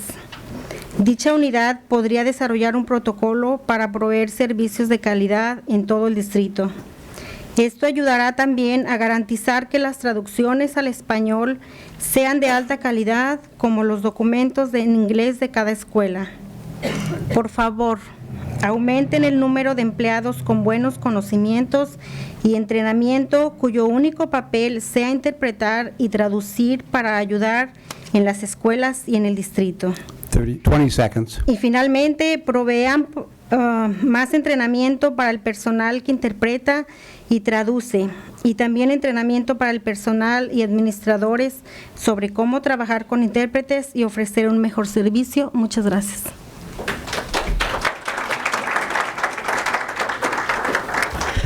Good evening. My name is Leticia Delgado, and I am a mother with a daughter in this school district. I am here to support Padres Unidos' recommendation on LCAP Priority 3 on parent involvement. My focus is on language access, and I will highlight some of the recommendations in the Padres Unidos report. In our school district, there are 4,467 English learner students, or 29% of all students. That means that there are close to 9,000 Spanish-speaking parents. While language support has improved the past several years, there is a lack of coordination of these services. We recommend that to provide planned uniform support to the different schools, there be a centralized language access coordinator along with a language support unit in the district. This will help expand language support, including interpretations and translations for parents, and improving the quality of existing services. Such a unit could develop a language access protocol for providing quality service district-wide. This will also help ensure that written Spanish translations will be as high quality as those in English in every school. Please increase the number of highly skilled staff whose only role is interpretation and translation to help at school sites and the district. And last, provide more staff training to those who interpret and translate, as well as staff and administrator training on how to work with interpreters and provide better language access. Thank you.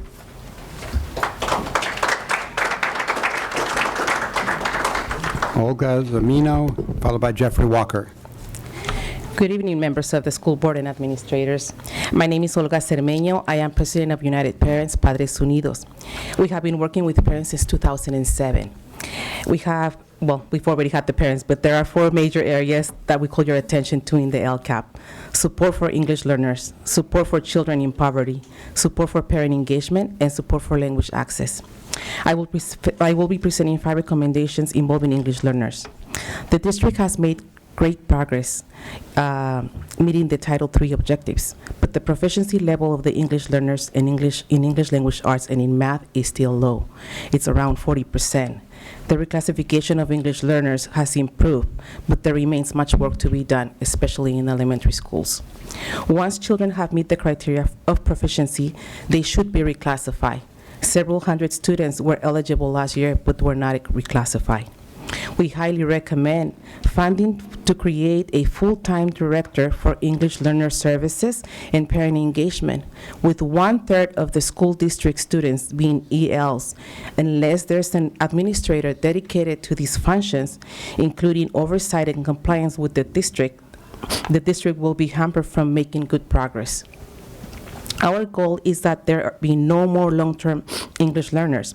More resources are needed to help children get eligible.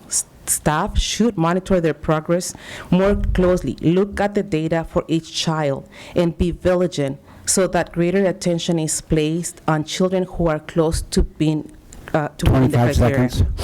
First grade students who are proficient should also be reclassified. The district does not allow these right now. If their teachers support them, if their teachers recommend them and their parents support them, why hold them back? We ask that the school board adopt the CDE guidelines on reclassification of first grade students to open the pathway for advancement. Several high Thank school you. parents. Thank you. Thank you.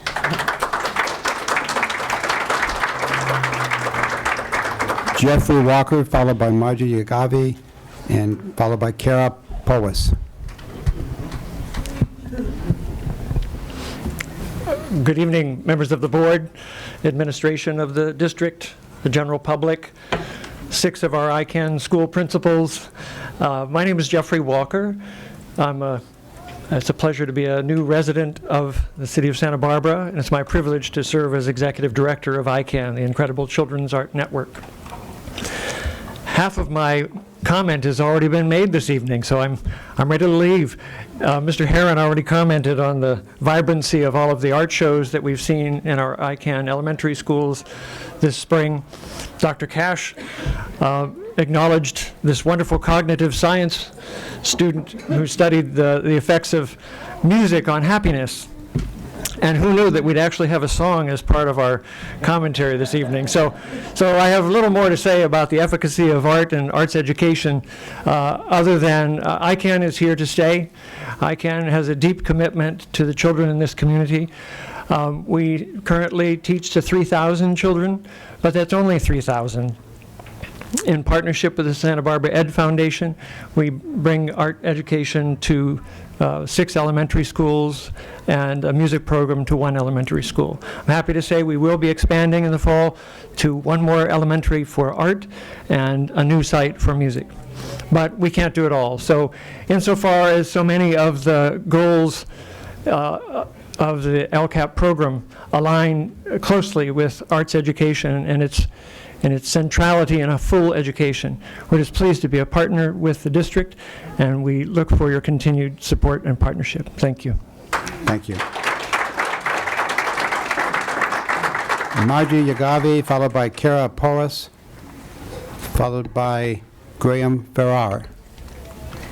Hi, I'm Margie Yayavi, the Executive Director for Santa Barbara Education Foundation. And last Friday, we had the pleasure of co-sponsoring a breakfast with the Santa Barbara Bowl and the Santa Barbara County Arts Commission and the Arts Fund. And we convened local leaders, parents, educators.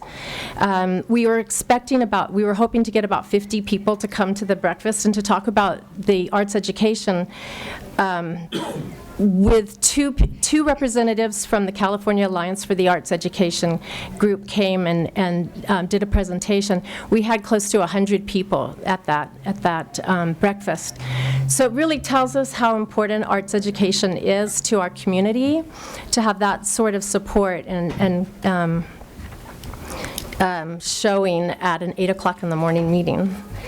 And we all know the importance of art education.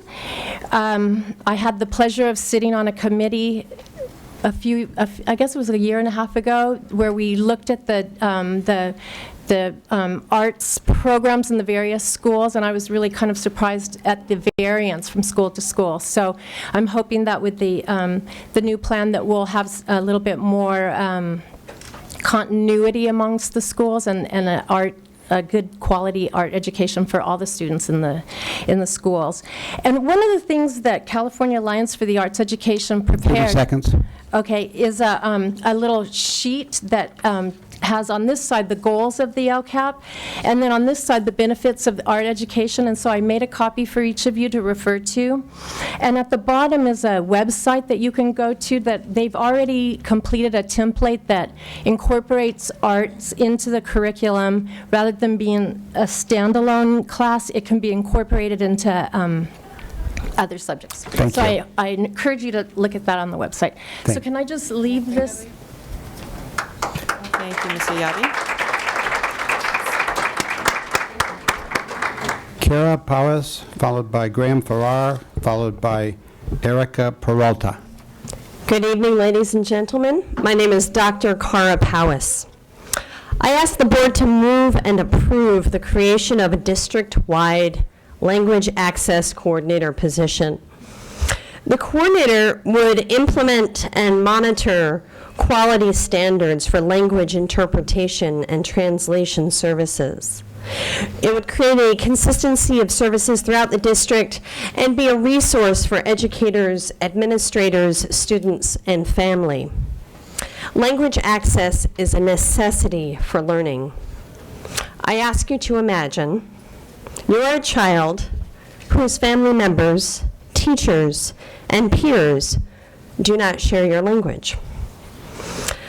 Imagine there is only one person in your school with whom you share that language, and you are entirely dependent upon that person to be both a language model and an interpreter of all communication throughout your school day.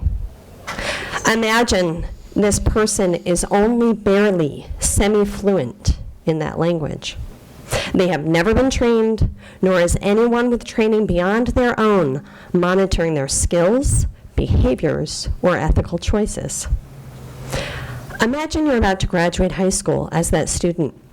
Your reading, writing, and English comprehension skills are between 4th and 6th grade levels because for the last 12 years, 30 seconds. You have only received 40 to 60% of all lessons, teachings, and social interactions because the interpreter is neither fluent nor trained.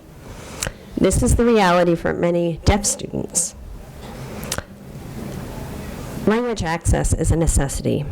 I ask the board to move and approve the creation of a district-wide language access coordinator position. Thank you.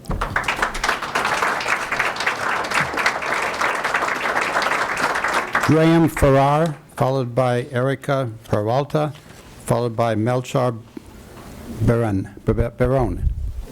Hi, how you doing? My name is Graham Farrar. I'm a father of 2 in the district, and I'm also a business owner, so I'm here to talk in support of the arts and the LCAP plan from a business perspective, something I think that doesn't happen often enough.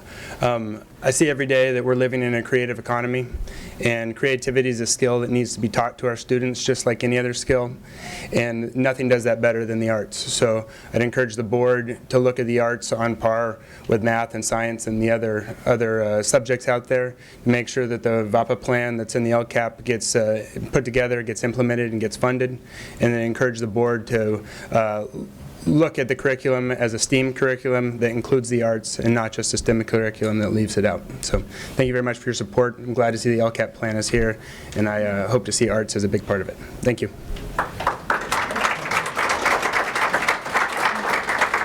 Erica Peralta. Buenas tardes a todos y cada uno de ustedes. Es un privilegio para mí tener la oportunidad de expresarles mis inquietudes sobre la educación de nuestros hijos. Mi nombre es Erika Peralta, madre que representa a clase de Padres Adelante de la Escuela Harding y madre de Avance, que trabaja en colaboración de MALDEF, la Oficina de Educación y Asociación de UCSB y el Distrito Escolar de Santa Bárbara. Estoy aquí para expresarles mi preocupación hacia los alumnos con bajo rendimiento académico que a veces por razones económicas, salud, familiares o de lento aprendizaje se van atrasando académicamente. Es por eso mi recomendación para que con los fondos de control local, el CAP, se ofrezcan programas de verano escolar académicos que les brinde ayuda en las áreas de inglés, matemáticas, escritura y lectura.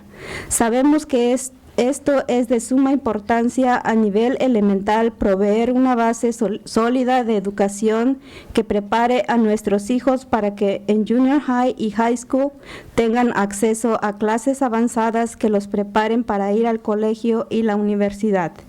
Antemano agradezco su atención y comprensión a nuestras opiniones como padres, familia en este distrito escolar. También reitero que como madre estoy dispuesto a trabajar en lo que a mi parte corresponde para conjuntarme, lograr el éxito en la educación que deseamos que nuestros hijos se merecen. Gracias.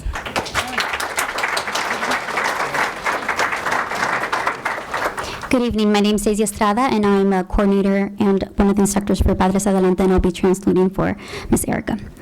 Good afternoon to each and every one of you all.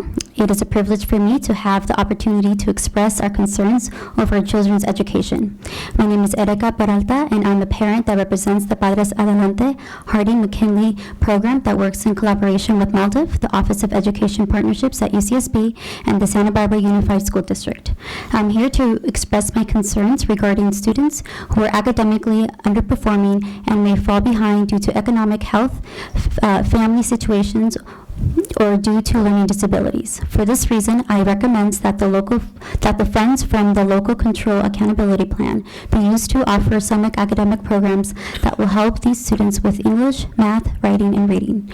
We know that it is of dire importance for our children's elementary education to provide them with a solid academic base so that therefore in middle school and high school they can have access to advanced classes that will prepare them to go to college and the university.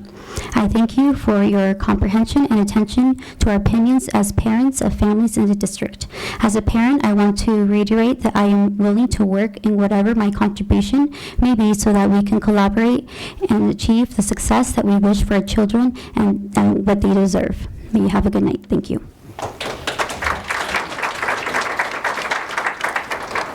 Melchor Barón, followed by Pamela Steele. Buenas tardes a todos de la mesa directiva y a todos los aquí presentes. Mi nombre es Melchor Barrón. Soy padre de una hija que asiste al kindergarten.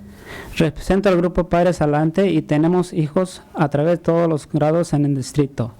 Agradecemos a Padres Adelante de Harding y McKinley, un programa que ha trabajado con colaboración con MALDIV, la Oficina Educativa de Partnership de USB y el Distrito Escolar de Santa Bárbara. Agradecemos sinceramente su trabajo y el interés por ayudarnos a nosotros, los latinos, asignando fondos para la educación de nuestros hijos. Hay un tema de suma importancia que quisiera tocar, la tutoría. Sabemos que existe, pero existe de una manera ineficaz, porque la tutoría está ocurriendo durante horario escolar y por personas que no tienen los certificados adecuados para orientar a nuestros estudiantes. Pedimos que con el control de fondo del local LCAP se asignen fondos para que se provenga tutoría que satisfaga las próximas dos peticiones. Una, que la tutoría sea provenida después de la escuela, no durante el horario escolar. Y dos, que sea provenida por personas certificadas para educar a los estudiantes. Estamos informados de la brecha académica en la cual estudiantes latinos se dan de baja en la preparatoria y no queremos que nuestros hijos sean parte de esta estadística.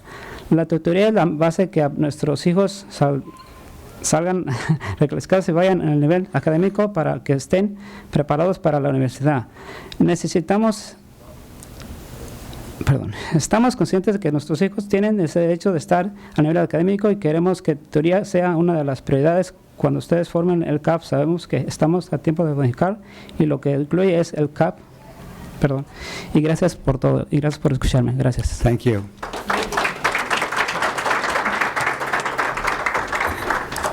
My name is Zuleima Rogel, and I am the graduate researcher for the Padres Adelante program from McKinley and Harding, and I will be translating for Mr. Melchor Barrón.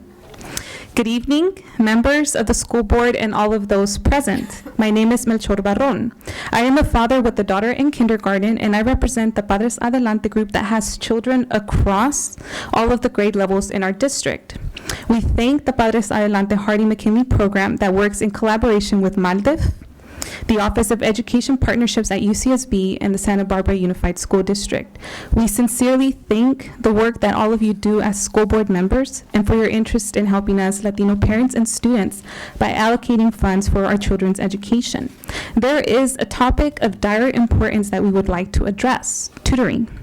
We know that tutoring exists, but it exists in an inefficient way, because tutoring is occurring during school time and by individuals who are not certified to guide our children. We ask that the Local Control and Accountability Plan, the LCAP, that the funds are allocated to provide tutoring that satisfies our following two petitions. One, that tutoring is provided during after-school hours, not during school hours. And two, that tutoring is provided by individuals who are certified to educate our children. We are informed about the academic achievement gap through which Latino students drop out at exponential rates, and we do not want our children to be a part of these statistics. Tutoring is a base so that our children can be reclassified and advance at their appropriate academic levels so that they are ready to go to the university and excel. We need for our students to receive the support that we cannot provide them. We are conscious that our children have the right to be at the academic level, and we want tutoring to be one of the priorities when y'all are formalizing the LCAP. We know that we are in time to modify what's included in the LCAP. Thank you for granting us your time and attention. We hope that you all have a pleasant evening, and may God bless you all. Attentively, Padres Adelante, McKinley, and Harding.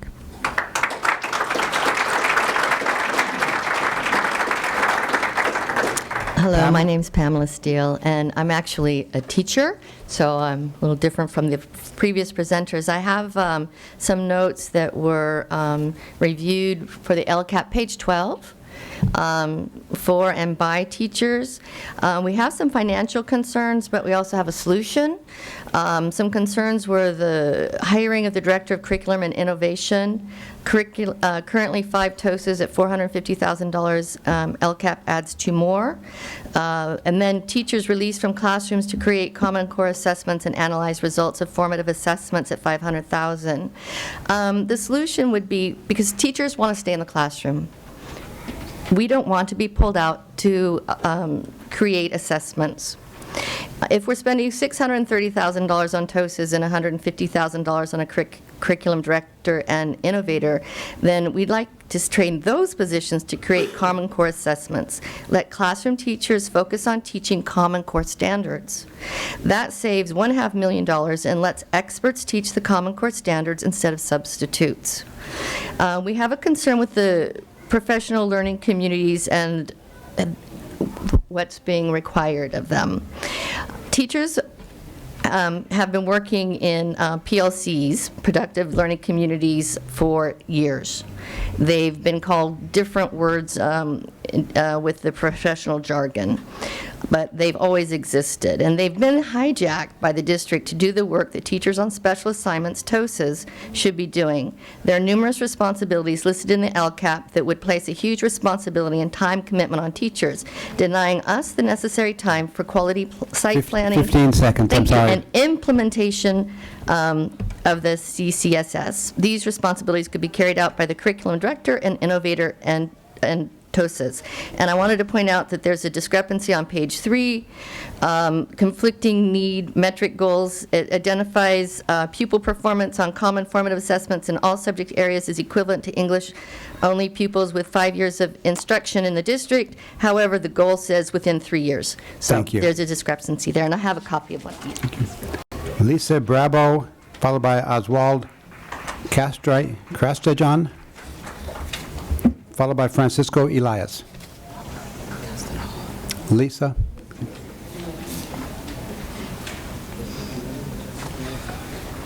Hello, I'm Lisa Bravo, the Executive Director of Family Service Agency, and with me this evening is Natalie Garcia. She is our School Services Supervisor. Thank you for the opportunity to provide input on the Local Control Accountability Plan. Family Service Agency would like to voice its support for the inclusion of 10 elementary counselors and 5 social workers as a strategy for decreasing student suspension and expulsion rates. That's on page 17 of the plan. Family Service Agency has been providing school-based counseling services to the Santa Barbara Unified School District since 1984. Thank you very much for this wonderful partnership. Last school year, 13 counselors and 2 social workers provided counseling services to students and their families at 12 school sites. In an effort to meet the needs of monolingual Spanish-speaking families, more than half of the staff is bilingual English-Spanish. The role of the school-based counselor is to help students with social, emotional, and behavioral issues that impact their ability to succeed at school. Counselors meet with parents, students, and teachers to establish counseling goals. Some of the measurable outcomes of counseling are improved behavior both in and out of the classroom, grades, self-esteem, communication, anger management, conflict resolution, and social skills. Last year, 75% of the goals set were achieved by students, which is quite a significant percentage. 30 seconds. Counselors are trained to recognize the signs of child abuse, make reports of suspected child abuse, and assist children who have experienced abuse. At least 50% of all cases referred to counselors include underlying factors of physical, sexual, emotional, drug, and/or alcohol abuse within families. I might say that caregiver satisfaction surveys that parents fill out who have been helped, 95% were very satisfied with the services rendered. Principals have also reported very high satisfaction. Thank you.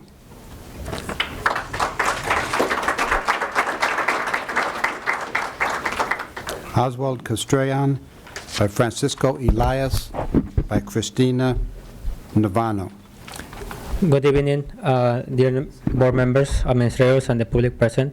My name is Oswaldo Castrejon. I'm a father of two students who are English language learners, and I'm representing the group Padres Adelante, a program that works with collaboration with MALDEF, the Office Education Partnerships of UCSB, and the Santa Barbara School District. I'm also Vice President of ELAC and School Site Council of the Santa Barbara Community Academy and father of Avance. I'm concerned that the reclassification process is very long. I'm asking for the funds for LCAP to be used for students so they are reclassified and be able to get the same opportunities than the students who are not English learners, so they have the same opportunities to go to the university. It is essential to allocate sufficient funds to train parents and teachers about what the reclassification process is and how to support our children in order to be reclassified. It is important that there is continuity and quality of teaching with English language learners and support programs of quality intervention language learners. This is essential to ensure that students are reclassified and academically prepared. The program Padres Adelante really helped me as a parent to understand the educational system and learn strategies on how to advocate my children. It promotes academic success, skills, and leaderships, as well as increases awareness of college for our families and students. Just the same as the program Avance has given us the parent education while also provide early education, which is necessary for long-term academic success of children. My last recommendation as an Avance father and as a graduate parent of Padres Adelante is that you will continue these programs in schools to benefit parents and other children. Thank you. Can I do it in Spanish too? Oh no? Yes. Okay. Oh, I'm sorry. Buenas noches, Actually, I'm not going to have you do that in Spanish because it's been interpreted already on the headsets for people in Spanish, so thank you. Thank you very much.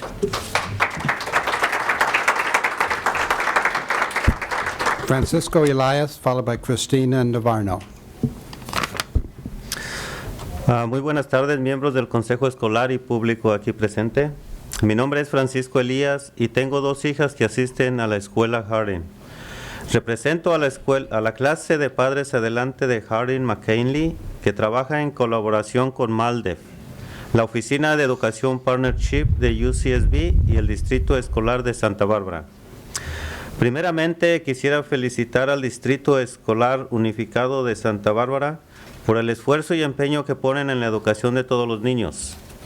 Estoy ante ustedes para pedir con el control de fondo local LCAP que se asigne supervisión más activa y efectiva para evitar el uso de drogas en nuestras escuelas públicas. Sabemos que existen oficiales de policías y programas de prevención en las escuelas secundarias y preparatorias, pero no a nivel elemental. Como padre es de suma preocupación el enterarnos que estudiantes a nivel elemental usan drogas en la escuela y durante horarios escolares, o traen armas punzocortantes en sus mochilas a la escuela. Por eso, con debido respeto, urjo que se implemente en las escuelas elementales un programa de supervisión y prevención eficaz y activo para evitar que niños traigan drogas o armas a las escuelas públicas y no sigan destruyéndose ellos mismos y a los demás estudiantes. 30 seconds. Como padre latino puedo decirles que venimos de una cultura y un sistema escolar muy diferente al de aquí en Estados Unidos. Nos gustaría y necesitamos aprender cómo es el clima escolar y a navegar este sistema el cual mis hijos pertenecen, para poder mantenerlos alejados de problemas y peligros. Gracias por su atención y buenas tardes.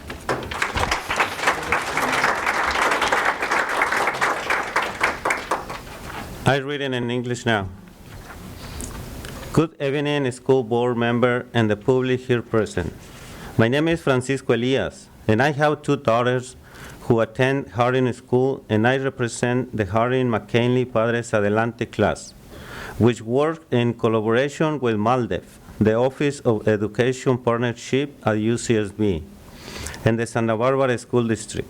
First of all, I congratulate the Santa Barbara Unit School District for the effort and commitment they put into the education for all children. I stand before you to ask that will the local control fund, LCAP, more active and effective supervision by assigned to prevent drugs use in our public school. We know there are police officer and prevention programs in the middle schools and high school, but not at the elementary level. As a parent, it is of utmost concern to learn that a student from elementary level use drugs at school and during school hours, or bring sharp weapons in their backpack to school. Therefore, with due respect, I urge you to implement an effective and active monitoring and prevention programs in elementary school to prevent children from bringing drugs or weapons to public school, and so they don't continue destroying themselves and other students. As a Latino parent, I can tell you we come from a culture and a school system that are very different than here in the United States.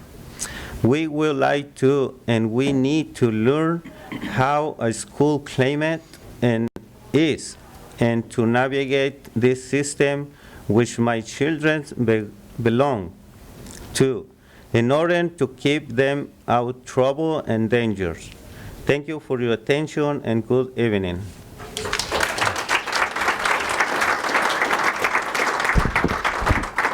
Christina Navarro by Ginny Brush, followed by Teresa Stuckey. Good evening, members of the Santa Barbara School Board and District. My name is Cristina Cruz Navarro, and I am here on behalf of CAUSE, along with parent leaders who have attended a training and workshop to better understand what the LCAP means for our region. These parents have shared and will share the recommendations for the LCAP based on the concerns they've discussed and analyzed. The only section that has very specific fleshed out details and expenditures is the one including technology, and we would like to see the same level of thought, detail, and allocation put into all of the priority areas. We do agree that more studies may be necessary. However, we believe the district could also decide now to allocate funding to strategies that have already been proven successful for low-income English learners and foster youth. The LCAP has a lot of new requirements for academic counselors and teachers to apply new strategies, do regular screenings, and get additional training, but it does not lay out exact increases in the numbers of teachers, counselors, or their work hours. Our concern is that these requirements may not be met either due to a lack of specific resources or at the expense of instructional time. Our conversations with parents after reviewing the LCAP resulted in the following recommendations with specific fund allocations. At schools with highest number of students with low socioeconomic status, increase number of students and AVID and provide additional teacher hours to make this possible. Reduce suspension/expulsion rates by increasing spending on restorative practices, staffing, and training district-wide at 100% of the schools. Increase reclassification rates and reduce achievement gap by hiring additional instructional aides and tutors for one-on-one attention and counselors to ensure students have access to the right courses, at least 2 English learner specialists who work full-time for the district. Increase parent engagement by hiring a second bilingual parent outreach coordinator full-time, and continued involvement in parent programs such as Avance, Parent Project, Padres Adelante, and Piqué, which have been proven successful in training and informing parents. We understand that our district has done more than the minimum in terms of the required number of public hearings and would like to thank you. We hope to see responses to and/or inclusion of these recommendations in the LCAP before the adoption of the final plan. Thank you. Jenny Brush, followed by Teresa Stuckey. Good evening. My name is Jenny Brush, and I'm the Executive Director of the County Arts Commission and a former art teacher of 15 years. I'm here tonight to encourage you to use the local control funding formula opportunity to increase supports for arts education in Santa Barbara schools. This is a unique opportunity to invest in our future by investing in our youth. Countless studies have proven that the arts have a positive and long-lasting effect on the lives of students. Students with arts education in schools have better grade point averages. They score better on standardized tests in reading and in math. They have better attendance and lower dropout rates. The arts empower. They build self-esteem, confidence, and self-worth. Students involved in the arts learn how to be leaders, collaborators, team players, and independent thinkers. They learn empathy, teamwork, and the ability to think abstractly. Simply put, students learn valuable life skills that will make them confident and more productive adults and prepare them for the 21st century workforce and California's creative economy. Thank you. Teresa Stuckey, followed by Paul Freeman, followed by Natalie Arlecan.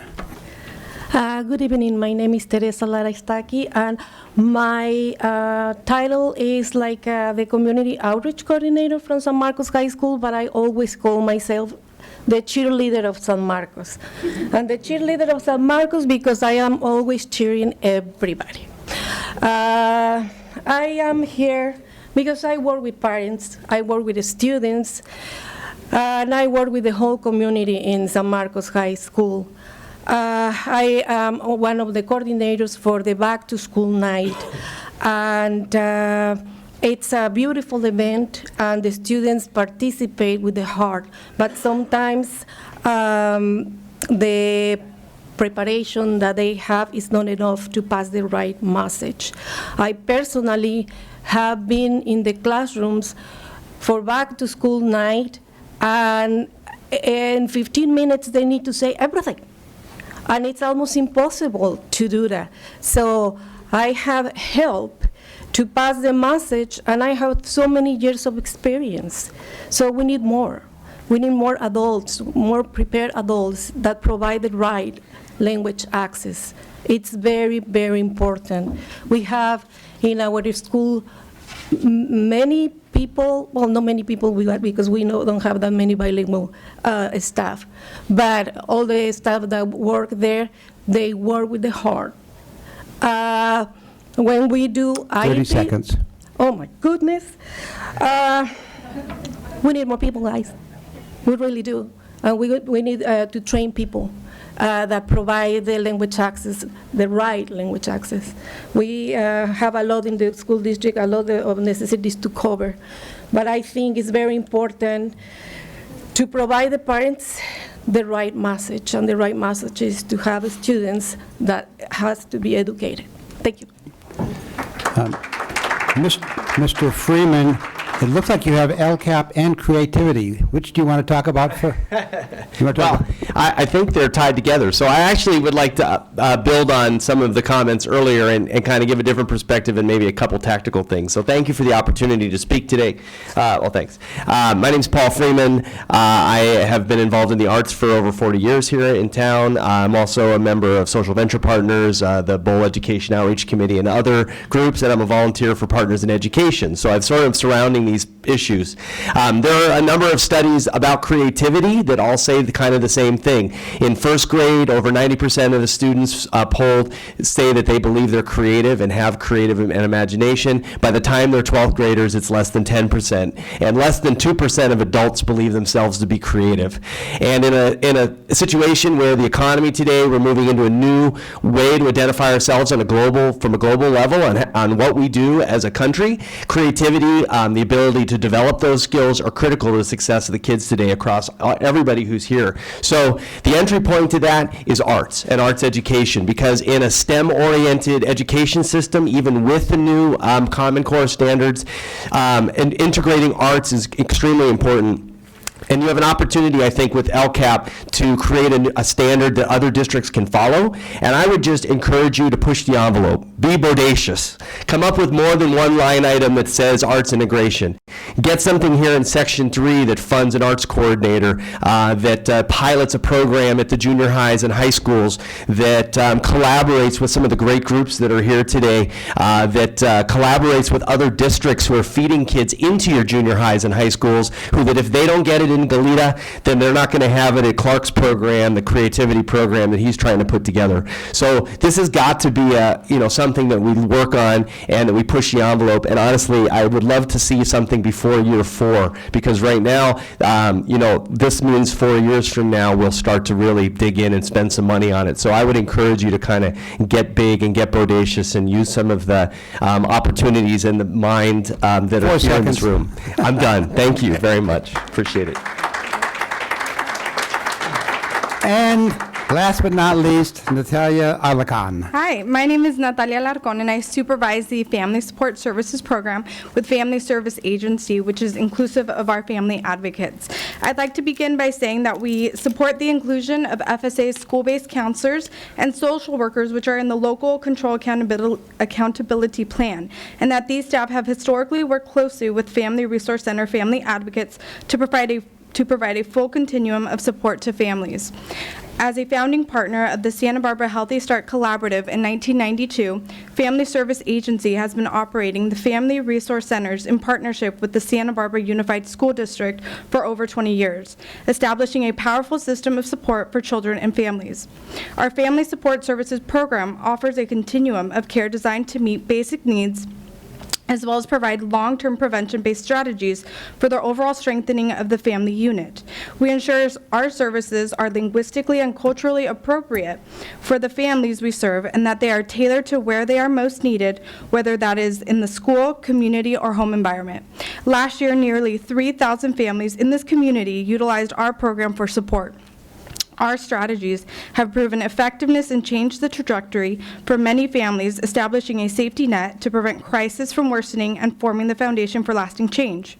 Research continues to show that children with the greatest risk for the poorest outcomes in learning, health, and behavior experience a myriad of risk factors that are more than any child can manage.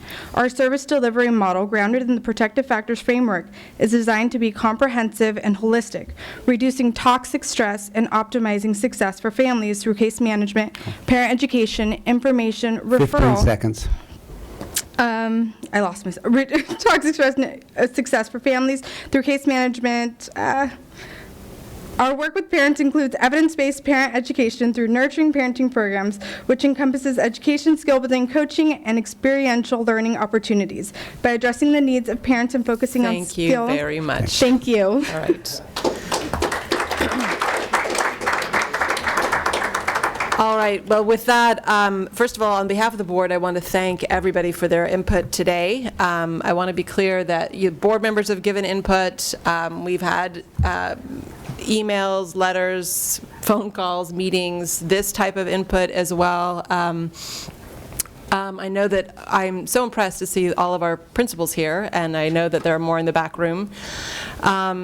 Thank you. So I want members of the public here to know that administrators have been here listening to you and listening because I know administrators are giving their input as well. The board members have not seen that. We will be seeing, I assume, a revised draft. So 2 things. One, we had a number of people here talking about visual and performing arts. And what is the current timeline for the visual and performing arts strategic plan to come to the board? This summer. This summer? So I guess one of the things that I would love to see is it tied into the LCAP, although I know that I'm looking at you going, I mean, how do we fund that? How do we make sure that it's part of the LCAP if we don't see it till after we pass the LCAP? I don't know that that's possible to do. Components of it clearly could be included in the LCAP. One of the issues in relationship to the LCAP that I think is really important to say is that we can't anticipate what we're going to be doing in years 2 and 3 at this particular point. I think it would be disingenuous to say this is what's going to happen for the next 3 years. I think we're fairly clear about what kind of recommendations we believe can happen in year 1, but we're committed to evaluating that and having a full year of planning. I mean, you know, we've had 4 months so far to try to pull this off. So All right. I would say parts of the strategic plan, I mean, they're already in the this draft of the LCAP. Right. And, you know, other parts could clearly be in it as well. You know, it's just a matter of money. So we do this, we don't do that. So. All right. And then the timeline for the rest of the LCAP. Well, you'll have adoption. it. You'll have a second draft of it to formally look at the next board at the first board meeting in June. And when is it finalized? At the second board meeting in June? Yes. Great. All right, board members, Mr. Herron. There was mention about the arts education LCAP template, and I did go online and make a copy of it, or get a copy of it, so I'd like to turn that in to be part of the record. Great. Ms. Limon? So I am guessing, but I'm not quite sure, that the first meeting in June is where we'll also see a budget, because I absolutely appreciate all the work that's gone into a plan, but when the numbers are attached to a plan, it's going to actually probably change my thinking of what is a priority and what is not. Well, I will send you the budget based on draft 1 soon. Great. So I'm looking forward to seeing that. And additionally, I would also like to see what we've funded this, I guess, in the last couple years that's not being funded, because I think you said something really important, that something has to give or take. I mean, this is a great plan, but something's going to have to come off the table, considering that my guess, I could be wrong, is that we don't have enough money to do everything we want to do. That's a very accurate assessment. Okay. All right. And so I think, you know, I'm actually looking forward to seeing that budget attached. And I definitely wrote down themes. I coded them, how many times they came up, so I'll be sharing some of that feedback with you, because I definitely think there were some very prominent themes that came up tonight that really also should be addressed. And in some ways, I see this, and I need the link to be made for me, just to know how particular themes are, or how particular items are going to also advance some of what was shared tonight that I think is really important. All right, board members, Dr. Paz? And then at the last time we discussed the LCAP, I asked if we had a crosswalk between our current strategic plan and the LCAP, and if that could come to the board at the next board meeting, that would be great, or the first one in June, should I say? That would be well appreciated. Absolutely. And Ms. Idelson? And I think what would be valuable is to see what in past, like prior year, was funded to change in what is being proposed.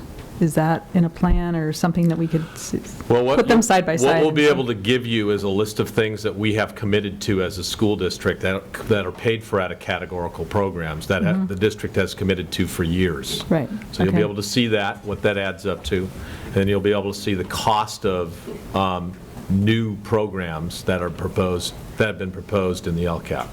Okay, so the change, we will be able to understand with the proposal what would change financially. So I think so, yes. Okay. Mr. Aaron? I'd just like to say that the number of people and groups and families and the whole process is exactly what this public meeting is all about. And for all of you to spend the time and energy to prepare, get up and present, is a great testimony to the future, because your children will watch that. And have your children go on TV and watch it Saturday night, or in Spanish, I think is on Tuesday. It's a great opportunity. I really appreciate the involvement. All right, and with that, I'm going to go ahead and close this public hearing. And if the board does not object, we'll take a 10-minute break.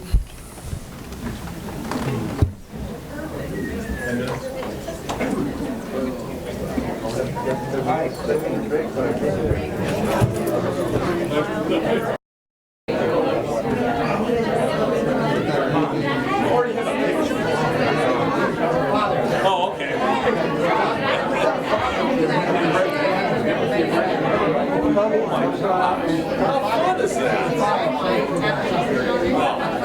Miss Limon and Mr. Handel.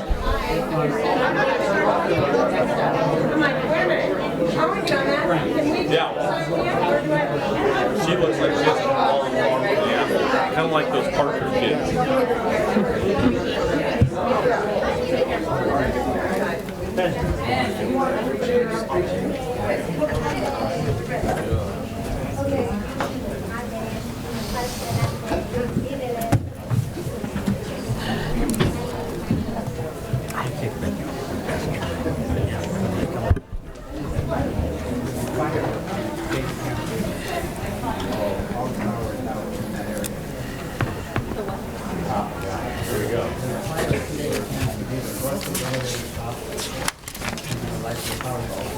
So we better go fast. All right, I'm going to go ahead and reconvene this meeting. We have an action agenda item next. It's G1, approval of the implementation of the Santa Barbara Unified School District Supplementary Retirement Plan and acceptance of the resignation of the listed employees. Dr. Cash? Thank you very much. Ms. Chate and Dr. Christensen are prepared to put this item forward. I'll carry you, Margaret. Don't worry. Santa Barbara Unified School District has worked with the Public Agency Retirement Service, PARS, to design a supplemental retirement plan, which was designed as an early retirement incentive that encouraged senior certificated non-management employees to retire early. Tonight, we are asking the board to accept the 42 resignations related to the early retirement plan. Thank you. Board members? Mr. Herron. Yeah, I'll start off by saying I am going to vote for it because we voted for it once, to start it. But I want to make a statement that I don't like it. And I will not vote for another one in the future. We did it 2 years ago. I like your chart where you say we're saving $600,000 over 5 years, but it's a tremendous cost to the district to do that.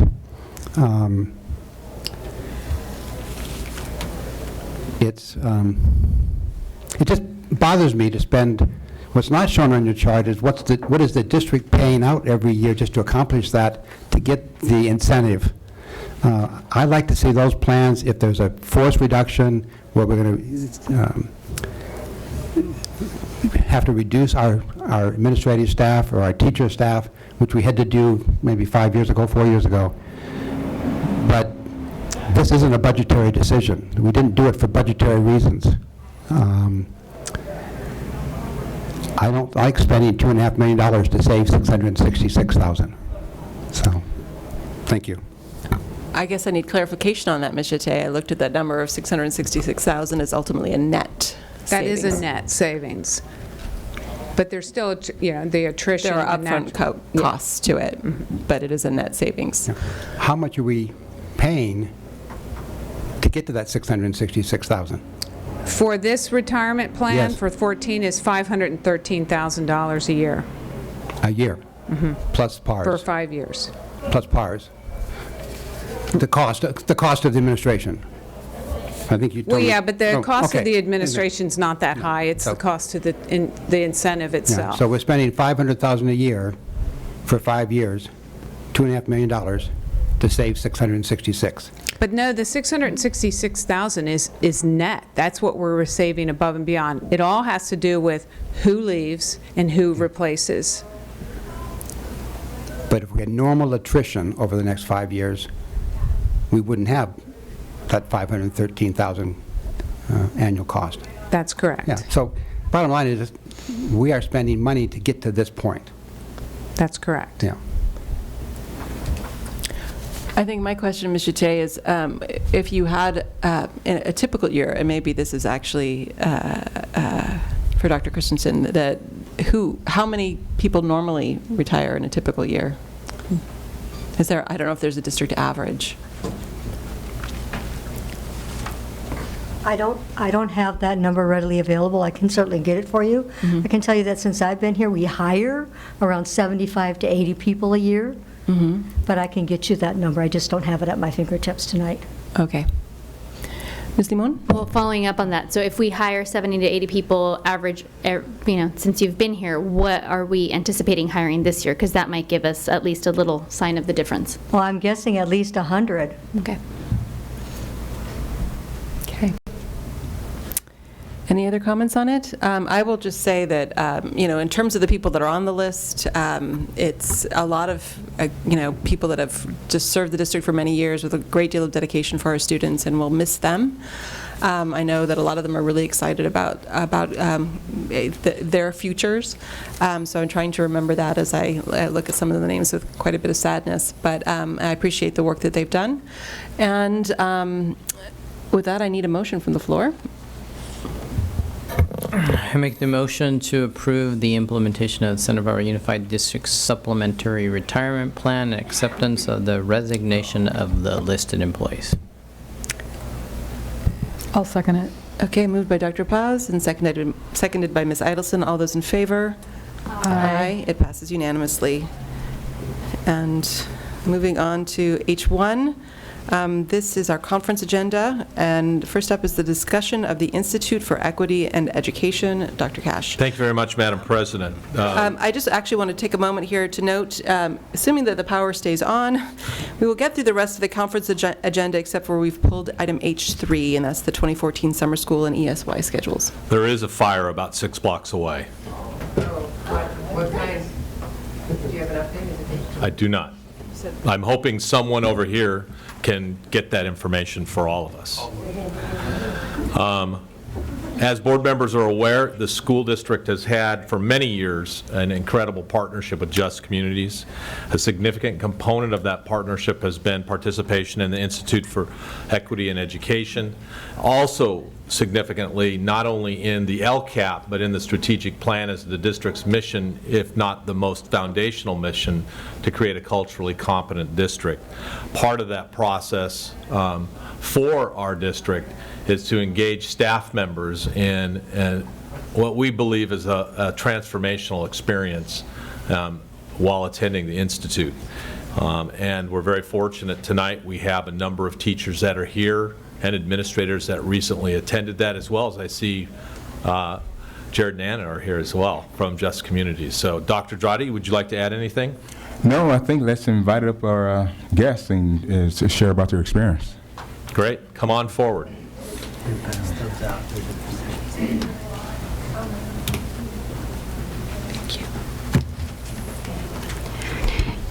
Esteemed school board members and Superintendent Cash, we are very grateful for this experience. I know that I speak for my colleagues and those that are not with us this evening. On many levels, the experience was an opportunity for both professional and personal growth. I know that some of my colleagues agree with me that we realized that we work in silos. We work in silos as a school district, and we work in silos, unfortunately, on our campuses as well, when there are opportunities to partner as colleagues and partner with our community, for the well-being of students. And so that's something that was a great takeaway for all of us from our experience at the Institute. Also, we can't deny the fact that there is an achievement gap. I mean, we all know that. But at the Institute, it was really brought to the forefront. And, again, as colleagues, we realize that we really need to work together as a school district as well as a community to find, solutions, because it is an urgent matter. And so I know that my colleagues have so much to share with all of you. Hello, my name is Chris Mulcoy. I teach construction technology at Dos Pueblos High School. and I coach 3 sports there. So I have an opportunity to impact 500 students on that school campus because of my activities. And there's 2 takeaways for me from this week. One is that I was introduced to so many other amazing teachers and people that I can now call allies. People that I can turn to when I feel like things are not going in the right direction, or when my teaching I feel like is failing. They're going to stick up for me and help me out. The second thing is that the thing I really took away from the whole week is this metaphor of we've all had glasses that we use for reading that might be scratched up, or we have sunglasses that are dirty. But at the time, we just keep reading, or we keep trying to look at things, and it's not quite clear. But then when you take those glasses off and you clean them, if they're dirty, or you put on the new pair without the scratches, you see things in a new light and in a new way. And that's what this week was for me. I came back to campus on Thursday for a track meet in the middle of the conference, and I felt like I was walking into a whole new space. I saw students differently than I had before, and it was amazing. And I've taken that attitude to, talking to other teachers on the campus and other students, and it's been great. So that's kind of my experience this week. So I'll go next. So I'm Kim Anderson Flores, law clinic teacher at Santa Barbara District for 24 years. This is my 24th year, and the first thing I want to say is I haven't stood in front of the board I haven't been motivated enough in about more than 15 years. And so they said, come and talk from the heart. And I've been here since 7 because that's what we thought we were going to do. And I was so excited to hear everybody. I'm sorry our allies of the whole parent community just left. 24 years in the district, I know there's institutionalized racism. And Chris described one level of entry to this program that is so wonderful that we all took it away. Here we are, we're allies. It was immediate. Dr. Dradi wrote to us, yes, we'll be there. After hearing tonight, I started thinking about our action plan besides the emotional change that happened and seeing students different and saying, yes, there is racism in our school, and we need to have those sloppy conversations. And at the end of the whole process, you make a plan. And that's what was so powerful. I want to say that in 24 years, it's the one most important, and I've been to a lot of them, professional development. And I wish it could be all teachers, all admin, all parents, all at the same time. And I want to say one more thing about the parent, because our action plan was to put in motion our inert parent groups of any language. We have inertia in our parent groups, English speaking and Spanish speaking, and all of the above, we thought. And so we made a plan about how simple. Let's have it all together. I was listening about Avance. I want to agree with them, and I want a replica plan for our EO parents, which would be me. I would go to that. I would love to be educated on all the things they talked about that Avance does, and it would be PTSA, ELAC, Avance, the EO component, all at the same time, all at the same night, saving time, money, and putting the unity back in community. And I'll leave it at that. Thank you. Hi, I'm Lauren Meyer, and I am in special education administration, and was so thrilled and privileged to be a part of the group of educators, most of whom are still working in the classroom with children, and to connect with them and see their passion. It's why we all do what they do, and I felt honored and privileged just to be working and be an administrator for such an awesome group of teachers. For me, taking away and kind of echoing what Chris said, in the middle of April, taking a week away from the office and visualizing the paperwork piling up on my desk and being excited and passionate about every single thing that we were talking about, and being excited to return to work on Monday, even in spite of what I knew might be sitting on my desk, is just, a really amazing thing to feel in the middle of the school year. And I've been in public education for about 10 years in a lot of different districts, and like Kim mentioned, just the single most powerful and important thing I've ever been a part of, and I'm so appreciative for that opportunity, and will promise to you that I will carry forward what I've learned and use that to impact the students with which I work. So thank you very much.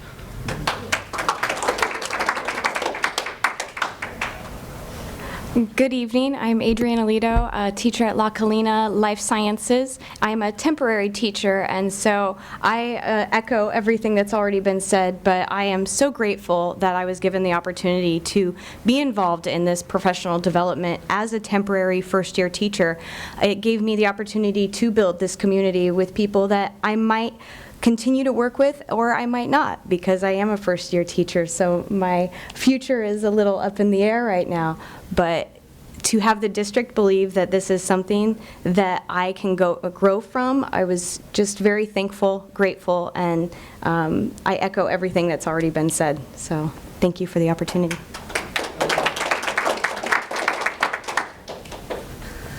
Hello, my name is Gretchen Hess. I'm an English teacher at Dos Pueblos High School, and I'm going to piggyback on what Chris said. When Chris spoke about IE as an eye-opening experience, it's now something that I think of in my life as a critical incident. My life has two phases, pre-IE and post. I've attended probably 5 school meetings since I left, probably because I've volunteered for more now that I have greater awareness, but also adhering to my former responsibilities, and the lens through which I see those meetings now has completely changed. The way I looked at the school board meeting this evening, the way I looked at my teacher principal advisory council, the way my site council meeting went today. I walk into all of those meetings now as an advocate for my underrepresented student and aware of the privilege that I carry with me.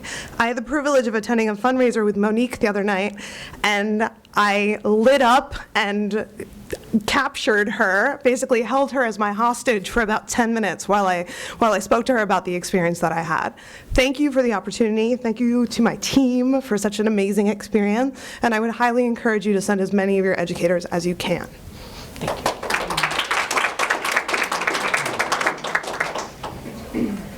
And by the way, I did not feel like a hostage. I enjoyed everything that you were sharing. Good evening. I'm Debbie Grant. I'm a special education administrator.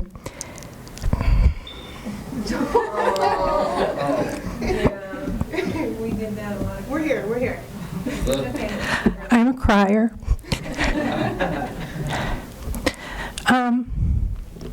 It was a life-changing experience.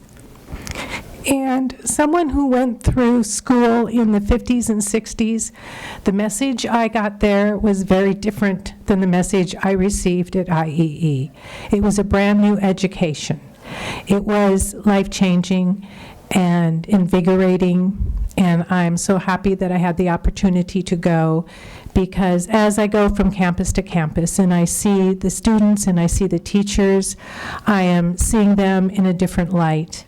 And I learned so many tools that I can use in my position where I can affect change, that we can all benefit from what we have learned at IEE, that we can take into the jobs that we have, and that we can embellish upon them and continue to spread the good word about equity in education, and that we can continue this message throughout all the things that we do.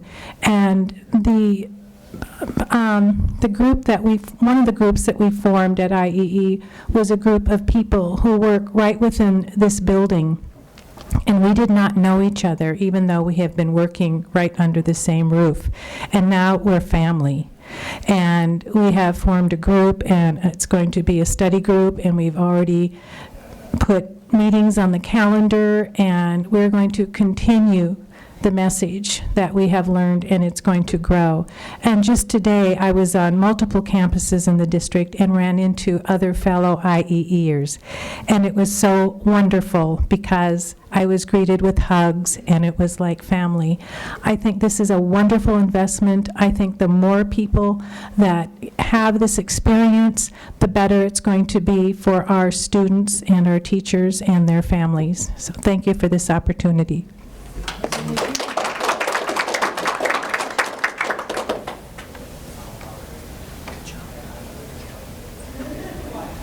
Hi, my name's Emily Waichard. I'm a teacher at San Marcos High School, and I teach English. So let me give you my thesis first.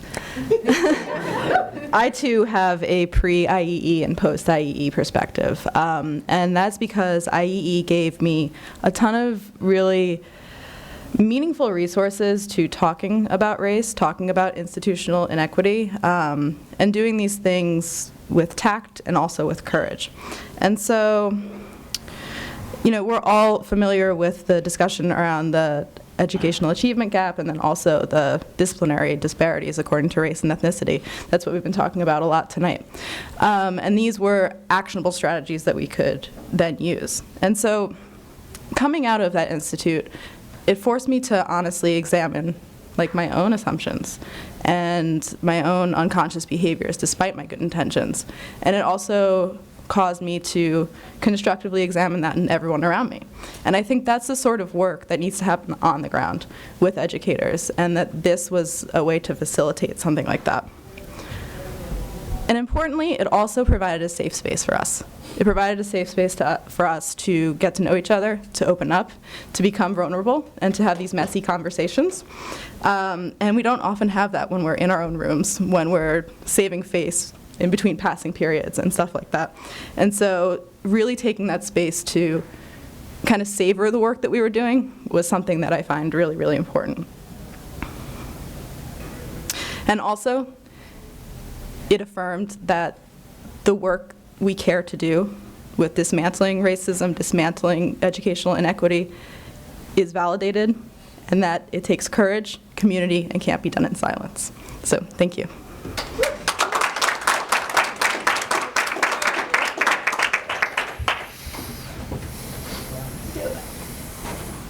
Am I the last one? Is it because of my last name? Okay. Good evening to the board. My name is Dova Zanias. I'm the district, the honor of being the district TOSA for ELA. And I too went through the institute, and you know, it was exhausting. And part of the reason that going through the institute was exhausting was because every single one of the conversations we had during that institute were, let's just say, less than comfortable. And to turn around and face myself as an educator with all my wonderful intentions and face the actual byproduct of those sometimes cute and oh so noble intentions was extraordinarily difficult. It put into question a lot of work, a lot of love, and a lot of effort for a vocation I truly believe in. So, given the opportunity, IE gave me the opportunity to look at this thing called the achievement gap in an entirely different way. It is insidious and persistent. It is insidious and persistent, and guess what? It's still there. And so, to the members of the board, when you hear the emotion that's come to this microphone, when you hear of interesting and unique approaches, for example, working outside of silos, and disparate departments in the district gathering monthly to try to wrap our heads around this, these sort of strategies that are informed and fueled by the work, it has to happen. Something has to happen, and we've been given the opportunity to explore ways of going after that problem and solving it that are unorthodox or unique, but we're willing to try, and we're willing to try anything to make this happen, to close that gap, and to continue to be transformed with all of the support. Thank you for your time.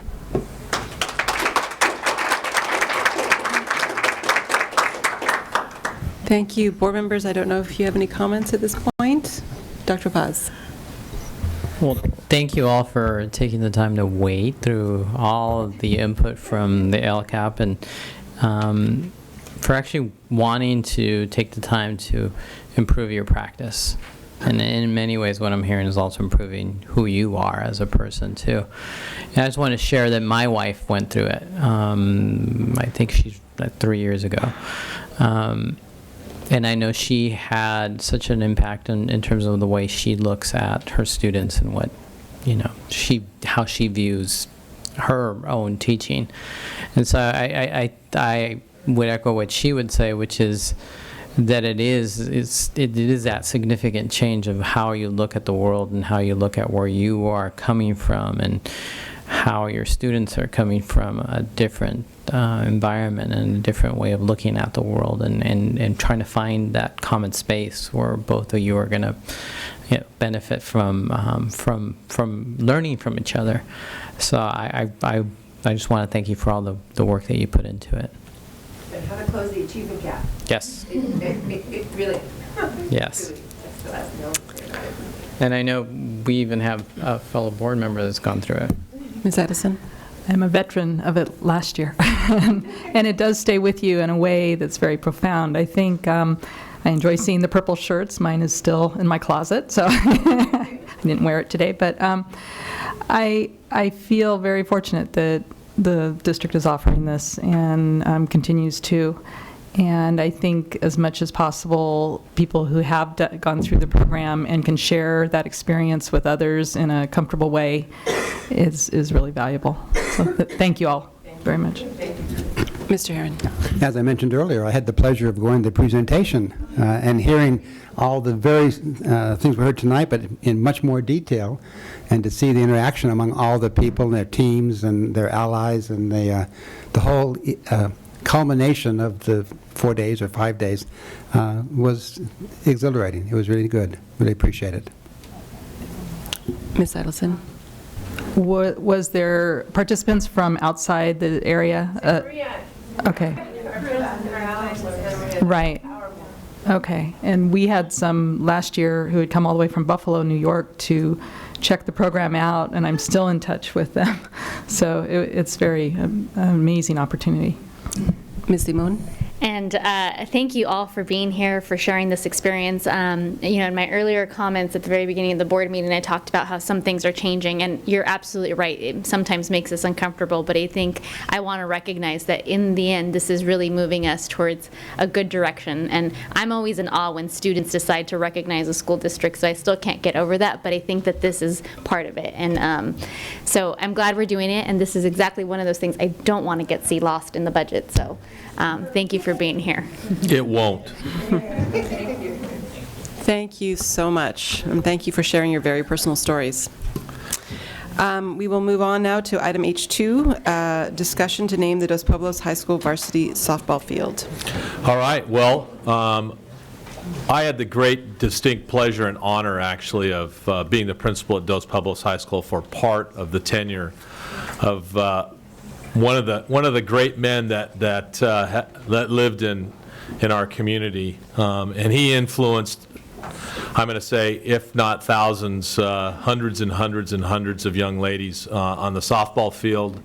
And what I always say about great coaches is they not only influence their athletes, but their athletes then go on and influence untold and countless numbers of other people based upon their experience in the athletic field with that coach. And with that very brief introduction, I'd like to introduce Sean Carey, the principal at Dos Pueblos High School. And Dos Pueblos High School and their community have a special request of the board.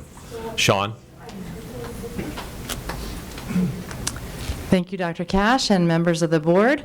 I'm here with the Dos Pueblos Athletic Director, Dan Feldhaus, as well as a number of community supporters here, and 3 folks that we wanted to have have you give a few moments of your time and ear to, so that you could hear them personally attest to why we want to name the fields after Dale Okanaka. I will just share that in the courtyard, one of my esteemed colleagues who saw this on the agenda said, I can only imagine that a certain individual that comes to mind is being honored in this action item, or this conference agenda item. So, and this was a principal who herself was influenced by Dale. So without further ado, here's Dan Feldhaus to introduce the other speakers. Hi, good evening. Thank you for hearing us. I'd like to first bring up Mark Patton. Mark, can you come up first and present about Dale Okanaka? Thank you. Okay. Well, Dale Okanaka and I were both, I'd call us gender equity dads. We grew up at an era when there weren't girls' athletics. Dale was in the 60s. He was a basketball and baseball star, played at San Marcos and City College. And I was in the early 70s, I went to Bishop Diego and City College, played baseball. And we didn't think about girls' athletics at all, of course, when we were growing up. And then Title IX came along, and we both had daughters. And so all of a sudden, we were advocates of girls' athletics. And our daughters kind of got us into it. Dale has had 2 daughters, and they played softball. One of them, Chrissy, got him involved in coaching right at the very beginning of girls softball in the Goleta Valley. Goleta Valley Girls Softball Association. Dale was one of the founders of that and coached. And he had, once Chrissy graduated from high school, Dos Pueblos High School, Dale had thought he had retired, and then actually it was a team that I was helping coach. The manager brought Dale out. Dale knew so much about softball. This was a long time ago. This was 1983, actually. And Dale got coaching again. And every time Dale would think, okay, I'm done with this, the girls would always ask him to come back and coach. This was a guy who put in so many thousands of hours of working with kids that weren't his kids, but they really were his kids. I know Megan McIsaac, I think, is going to speak to this, but I had 4 daughters play for Dale over a many years period at various levels, either recreationally, low-key softball, and then all-star softball was a little more competitive, and then travel ball. I had a couple of daughters go to national tournaments with Dale. In 1995, he was named the Amateur Softball Association National Coach of the Year for a team he took back and won a national championship. He took a couple of my daughter's teams to national tournaments, and he did this all as a volunteer. Was never paid. People actually, some of the parents say, we need to pay you for this. You spend so much time with our daughters. And Dale said, just pay me in a bottle of Coke or something. He liked Diet Coke. And that's all he asked for. I'm very passionate about having some remembrance of Dale because, his family did sacrifice the hours. He would always tell me, I'm retiring from softball. I really owe it to Margaret. We're going to go travel, do some traveling together at Margaret's his wife. And somebody would ask him, Dale, can you please help coach our team? And he would go, okay. And so his vacation would be to some place, like with my daughter, we went to a place called Normal, Illinois for nationals. That was their vacation. And so I think this would be a great thing for Dale's family to have something to honor him in this way. Those fields at Dos Pueblos High School were built. I remember my daughter was between her sophomore and junior year at Dos Pueblos, and Dale came on to help as coach with Joel Garbarino at that time, and he was sucked back into coaching again. He had coached at San Marcos High School, and he was an equal opportunity coach. I thought he was completely retired because he retired from Dos Pueblos, and I was covering a Santa Barbara High School tennis match one day, and I looked over at the high school softball field over there, and there was Dale Okanaka hitting ground balls to Santa Barbara High School girls softball players just because somebody asked him to. This is a guy who devoted so much time to girls, and I think it'd be incredible for so many people who he touched to see that name on that field. All right, thank you. Thank you, Mark. I'd like to next bring up Mr. Sal Rodriguez. Sal is a longtime Santa Barbara Goleta person that has a lot of history here. Good evening. How you guys doing? I know it's a long night, but a few more minutes and you guys will get out of here. Dale was a guru in Goleta Valley, Santa Barbara, and further out. He taught a lot of girls, and he went beyond the baseball field. He would take the girls and talk to them. A lot of these kids and teenagers, especially girls, have a lot of problems, and Dale taught them the game of life. He was always talking to me. We would meet at McDonald's because the price was right there, and have coffee, and he'd go over all these, all the players that he had. And I was ragging on him, and I was told him that he never coached a regular team. He always got these all-stars together. That's why he had such a good record. And he goes, well, I'm not dumb. So, but you know what? He never got paid. Nowadays, with all the club teams, volleyball, basketball, baseball, all these guys are getting paid. I know one basketball program, they're paying $175 a month for about 4 or 5 months, plus they got to pay the transportation and the entry fees and all that stuff. Dale never got a penny. He did it because he was passionate about softball, and he helped out a lot of the girls. Since his passing, I've had a lot of the girls come up to me and say, you know, Sal, Dale affected my life in a positive way, and it's been good for me. He got me through a lot of hard times when I was growing up, and the legacy continues. These girls leave the program, they go off to college, they get careers, they start a family, and then they come back and they still give back to the community. Like Dave, you said, they give back to the community. Some of these girls are coaching young kids. They're not getting any money out. They're just doing it because they learned from Dale, and that's his legacy. I don't know. I know you could probably get a lot of money by having a field named for somebody who's going to pay you $500,000 or something, but this isn't about money. This is about doing good work and being an excellent role model for these kids. And I think it'd be an honor for Dale and his family. It's unfortunate. I sort of wish would have done it while he's alive and enjoying it, but it seems like it never happens. I think it's good for the community. You guys will be sending a message to the community that we honor excellent work, dedication, passion, and for being a good human being. And anyway, I thank you guys, and hope you come up with a good decision. And lastly, I'd like to bring up one of a student that played for Dale Okanaka, Dos Pueblos graduate, Megan McIsaac, please.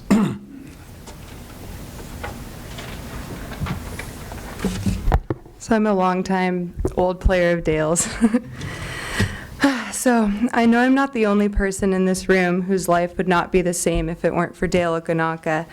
When we were 10 years old, we were at practice, and our coach brought us over to the San Marcos varsity softball field to watch a real college player hit field ground balls. And that was the first time that I ever saw Dale, and it was the first time in my life that I knew exactly what I wanted to be when I grew up. So none of us knew who the guy was hitting the ground balls, and that he had just won a national championship and ASA Coach of the Year. Just some guy out there, and we certainly had no idea that he was planning on starting over completely, coaching a group of 10-year-olds all the way through high school, and that we were the lucky bunch he was going to do that with. So there's certain qualities in people that are unteachable. And there was something in Dale that made us all strive to be the best players we could be every single time we stepped foot on the field. And we were unaware of it at the time, but our work ethic and hunger for perfection was becoming a part of who we were, and it would carry over into the classroom, through the workforce, and far beyond the confines of the ballpark. We were subconsciously learning how to prepare ourselves mentally and physically, how to be accountable, and how to do our best in the role that we were given, no matter how small, because we were all a part of something much bigger, the team. When I was about 16 and trying to get recruited, Dale would tell me before every single tournament, "Now, Mac, you never know who's watching." So what he really meant was that you can't just do well on the field. I needed to represent myself and my team, whether I was at the hotel or at the restaurant after eating pizza. And that's what I try to remind myself every day that I'm at work. You only get one shot at a first impression, so you have to do your best whenever you can. There's several times in life when your hard work and good deeds go unnoticed, but sometimes all it takes is one great play, one amazing hustle, one act of kindness, or 1 hour of overtime to get your promotion at work. When you're coaching high school softball, you aren't always blessed with the most talented group of athletes. It wasn't always just hand-picked, Sal. But we were trained to be the best that we were capable of. And our greatest accomplishment wasn't winning that CIF championship. It was overcoming adversity and each player working as hard as they possibly could individually to become true champions collectively. Not all of us went on to play college ball, but these lessons are now being passed on through those of us who are teachers, nurses, engineers, or coaches ready to take on that next lucky batch of 10-year-olds. Jasmine. When one of us is asked how we became the people we are today, without a doubt, the first thing that comes to mind is the softball field. If the Dos Pueblos field were to be named after Dale Okanaka, it would finally be recognizing that Dale is the reason why the softball field symbolizes so much of how we became successful in life. And it would forever relay Dale's message to future Chargers that hard work beats talent when talent doesn't work hard. And that is how you truly win in every single thing that you do. And that's what Dale's taught to all of us.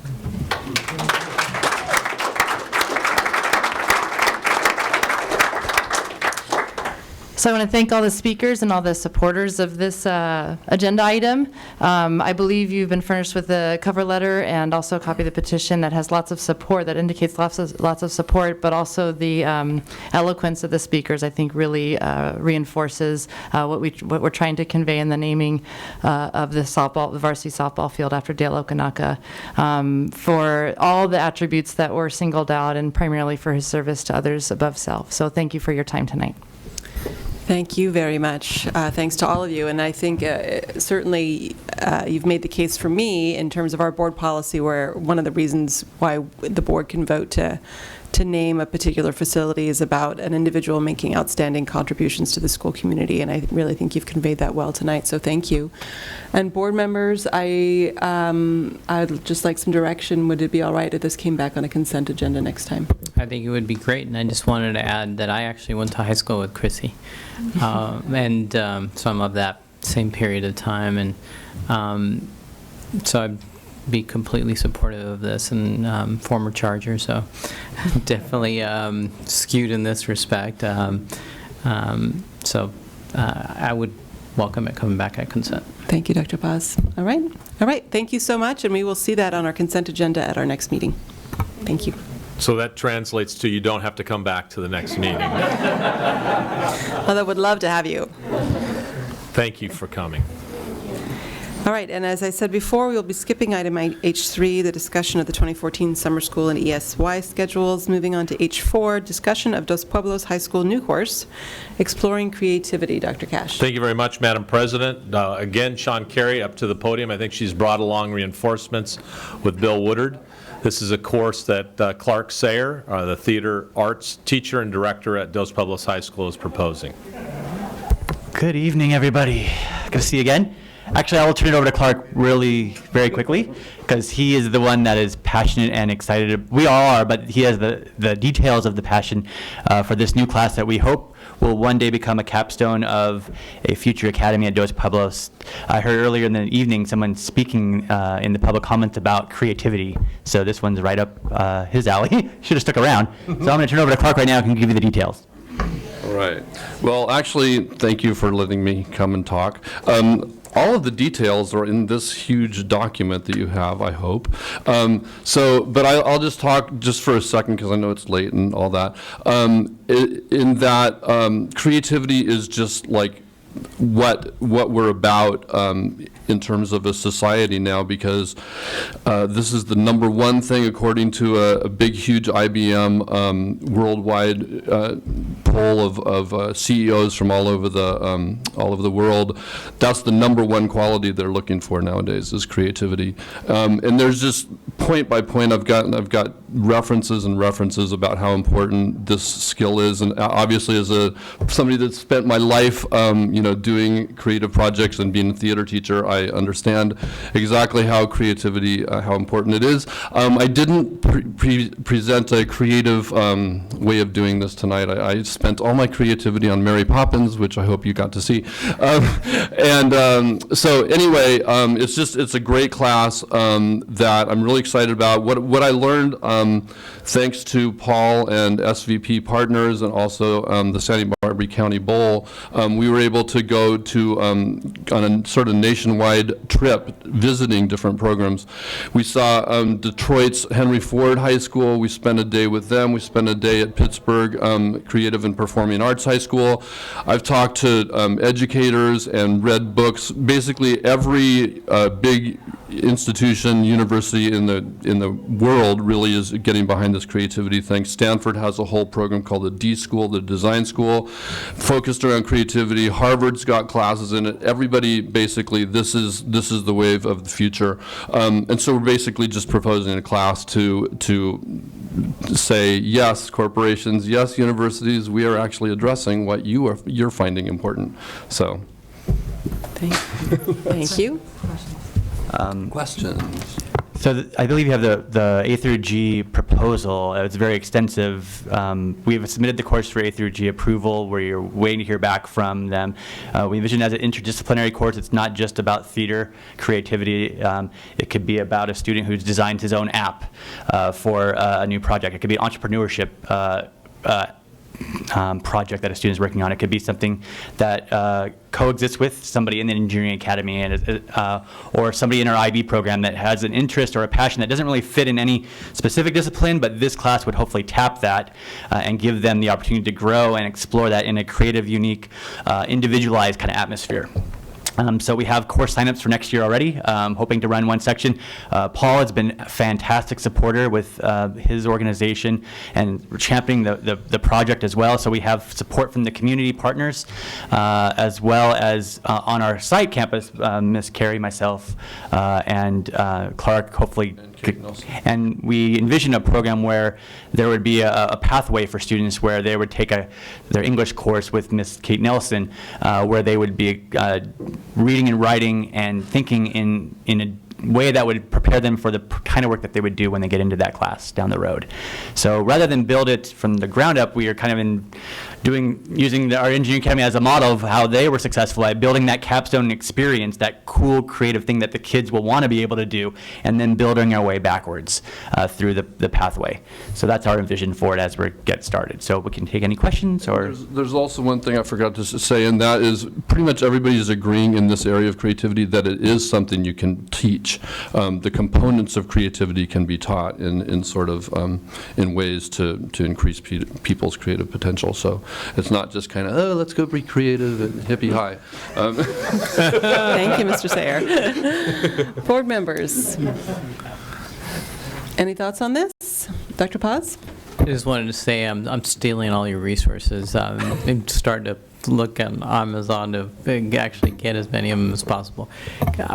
I just have to comment that some of the resources actually I've run across because of my work, and part of what I do is do technical training and assistance for a lot of providers, and part of what I'm always trying to encourage people to think is be creative, think outside of the box, not think in the white space and use all those terms that, I'm sure you're going to run across or already going to incorporate. And so I appreciate the fact that you're doing it now, because I find it in my work that we have to encourage people to do that all the time. Yeah. So thank you. Thank you. Ms. Eidelson. As far as how the course would fit with the other courses at the school, you talk about it being a capstone course, but would it be part of performing arts, or, where would it be in the setup of the structure of the high school? We're getting approved as a G interdisciplinary elective course, so it would satisfy that, but it's not necessarily a course in our performing arts classes. So we envision it being very individualized based on the cohort of students that we have in that class and the projects they run. So we envision that students taking this class, if they have satisfied all of their other requirements and they were looking for this first year, for a class that they could explore an interest that they didn't feel our rest of our very extensive catalog was meeting. Mm-hmm. We also are hoping that we can build a place for students who maybe we have the DPA, we have our International Baccalaureate program that we're expanding and growing. We have our AVID pathway, but for that middle kid who just hasn't found yet what really sparks his or her creativity or sparks their passion at school. You want to give them that experience where we can help design that for them. Because we have kids who go, oh, I'm not really into the things we offer, even though we offer a lot of them. But if we can explore, that we have some very creative kids that maybe haven't found their outlet yet. They're not necessarily in theater. They're not necessarily in another avenue, another course. But we feel like this could be a good starting point for them for now to get it started. And then eventually, kids could see that as one of their pathways. I'll just add a quick question. The history of the course development this is based on a course that's already UC approved, the depth of field course. Is that correct? And I'm just wondering, it's only been 2 years that that's been approved. Do you know if there are other districts that either have UC approval in the pipeline for something similar or have started this program or this course? When we were looking for models that had been UC approved, we looked at the University of California Curriculum Institute that is designing integrated courses that. There's another cool one that I'm interested in, that's construction algebra, where anyway. So we saw this course as it was an interdisciplinary course that was an English course that gave them English credit, but it was designed as the capstone for a media arts pathway, in which we saw that as a model for what we were doing. So when we called the UCs to ask them about what we were trying to do, they said, well, that hasn't really been done yet, but here's a class that looks similar to what you were talking about. So we use that course as our model for building the course. Okay, I get it. And I think that's kind of what's exciting too, is that the district has a chance to be in on something that's really groundbreaking to me. That since it hasn't been UC approved, there's not a high school equivalent of it. Even the high school that Paul and I went to, there wasn't like a specific class teaching this. So it's very exciting, I think, to be on the groundbreaking part of that. So. Ms. Limon? Not to mention that, the UCSB has the College of Creative Studies, and, we've already in discussions with them, so that's great. Just a clarifying question, when will you know if it's A through G approved or G approved? We submitted it very soon after it opened. They're backlogged right now. No one's heard anything yet. I believe the course, if you remember the Latino Mexican American Literature course that we submitted, still is in the pipeline, but we should be hearing back pretty soon, hopefully by the end of May or early June. Usually in the first go-round, they don't usually rubber stamp. They usually say, well, we want you to come back and do A, B, and C, and then you can resubmit up to 2 times. That's what happened with our computer science course, Exploring Computer Science. But because Clark was overly thorough in designing the application for the course, we're hoping that will get approved in the next couple weeks. Okay, thank you. And we got it in early in their approval process too, so. All right, any concerns about it? May I have this come forward on a consent agenda for our next meeting? Thank you very much. Okay, thank you very much. This brings us to H5, discussion of fundraising application for San Marcos High School sand volleyball courts. Dr. Cash. Thank you very much, Madam President. We have with us Ed Behrens tonight, who is bringing forward, pursuant to our district's practice, policy, and procedure, a fundraising request for a facility improvement. And that would be a sand volleyball court on the campus of San Marcos High School. E-speech at San Marcos High School. I was going to say. That's apropos with the professional sand volleyball players that are graduates of San Marcos High School. Absolutely. Todd Rogers. Yes. So hopefully you received information about the location that we're looking at, and a lot of people are really excited about putting the sand volleyball courts on our upper blacktop area. There's a lot of blacktop area. I conferred with our PE teachers prior to submitting this to you, and they're excited about it also. We have a club, girls club, sand volleyball, that is doing extremely well. And the parents of those students are really excited. I have one parent in particular who wants to spearhead the fundraising effort. So I said I would go ahead and bring it forward, and we're hoping that you would approve that. Board members? One question I have is, who do they play? who would the San Marcos sand volleyball teams, is it an intramural sport or is it intramural? I don't know the high school sand volleyball teams. Yeah, there are. There's lots, actually, and they're playing right now. So I can send you all kinds of news articles about how well San Marcos is doing in sand volleyball currently, and the teams that they're playing.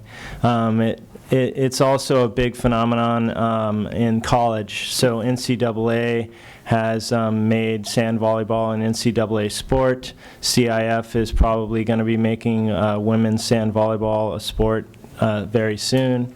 It's the fastest growing sport in the southern section of CIF, according to their commissioner, who I spoke with about 2 weeks ago. So we're going to have 2 other high schools coming forward shortly with Well, their I spoke proposals to- for sand That is volleyball correct. courts. Yes. I did. Anticipate that. I spoke to John Gannon about this, and he's a volleyball coach at Santa Barbara High School. He said that due to the nearness of East Beach to Santa Barbara High School, he didn't foresee this need at Santa Barbara High School. And We're interested. There they are. And I spoke to Sean Carey. All right. Any concerns about it? Ms. Edelson? I'm trying to orientate myself to San Marcos's campus. So when you say it's the upper, I'm visualizing then you get into the baseball field, right? But where is this below? Where's the baseball field relative to? Yeah, the baseball field is up above the blacktop up here. So the gym is. And your desk. Oh, thanks. Oops. Oh, battery went dead. Oh, no. Okay. Sorry. So, well, here's the track, here's the football stadium, and here's our existing pool.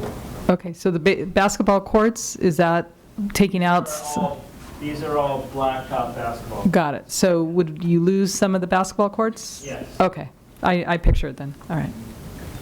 We also have basketball courts here. So this is basketball, this is all basketball. And that was one of the reasons why I thought it was important to talk to the PE teachers about this proposal prior to moving forward. And like I said, they didn't view this as negative. They viewed it as very positive. Mr. Herron? Are there any naming rights being considered? If that was an option, I'm sure we would approach someone like Todd Rogers and I'm see just if- wondering if your fundraising plan has a component of it of naming rights on the 3 courts, the whole court, or anything. That's something that we would like to consider, yes. Look forward to hearing back from you then. Great.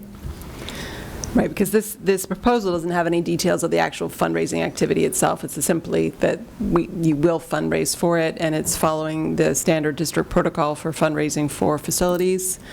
And I assume that this is something that we would need to approve on a consent agenda next time, yeah? Let's plan on that then. Excellent. Thank you very much, Mr. Behrens. Thank you. That brings us to... Ms. Parker, can I just say something Yes, about Ms. that? Limon. So if there is interest for equity in other schools, we're going to want to, I also want us to think about the very true fundraising component that comes along with that, although it shouldn't be required. And so, I don't know, in light of a very tough LCAP conversation, I'm just feeling like we don't have enough money to do everything we want to do, and I just want some awareness around what it does mean if we want equity for the other schools. You mean in terms of the need to fundraise themselves the way San Marcos has fundraised if they want to put in sand volleyball courts? You know, I wish that that wasn't the case, but at this current particular moment, I just don't see how it would happen as far as thinking Otherwise. of district funds, yeah. Yeah. All right, that brings us to I, returning to consent items designated for discussion, which we have none.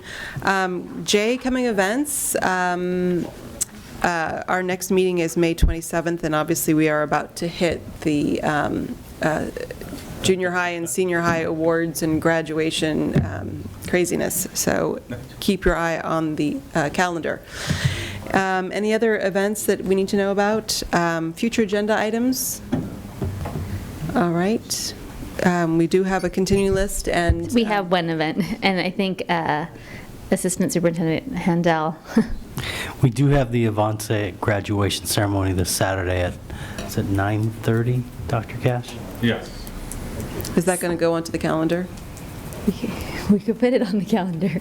I just, in light of so many of them being here tonight, I thought, oh, wow, because they mentioned to me privately that they were having a graduation, so I thought everybody should know. 9:30?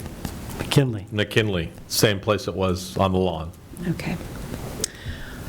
All right, at this point then, if there is no objection, I will go ahead and adjourn the meeting.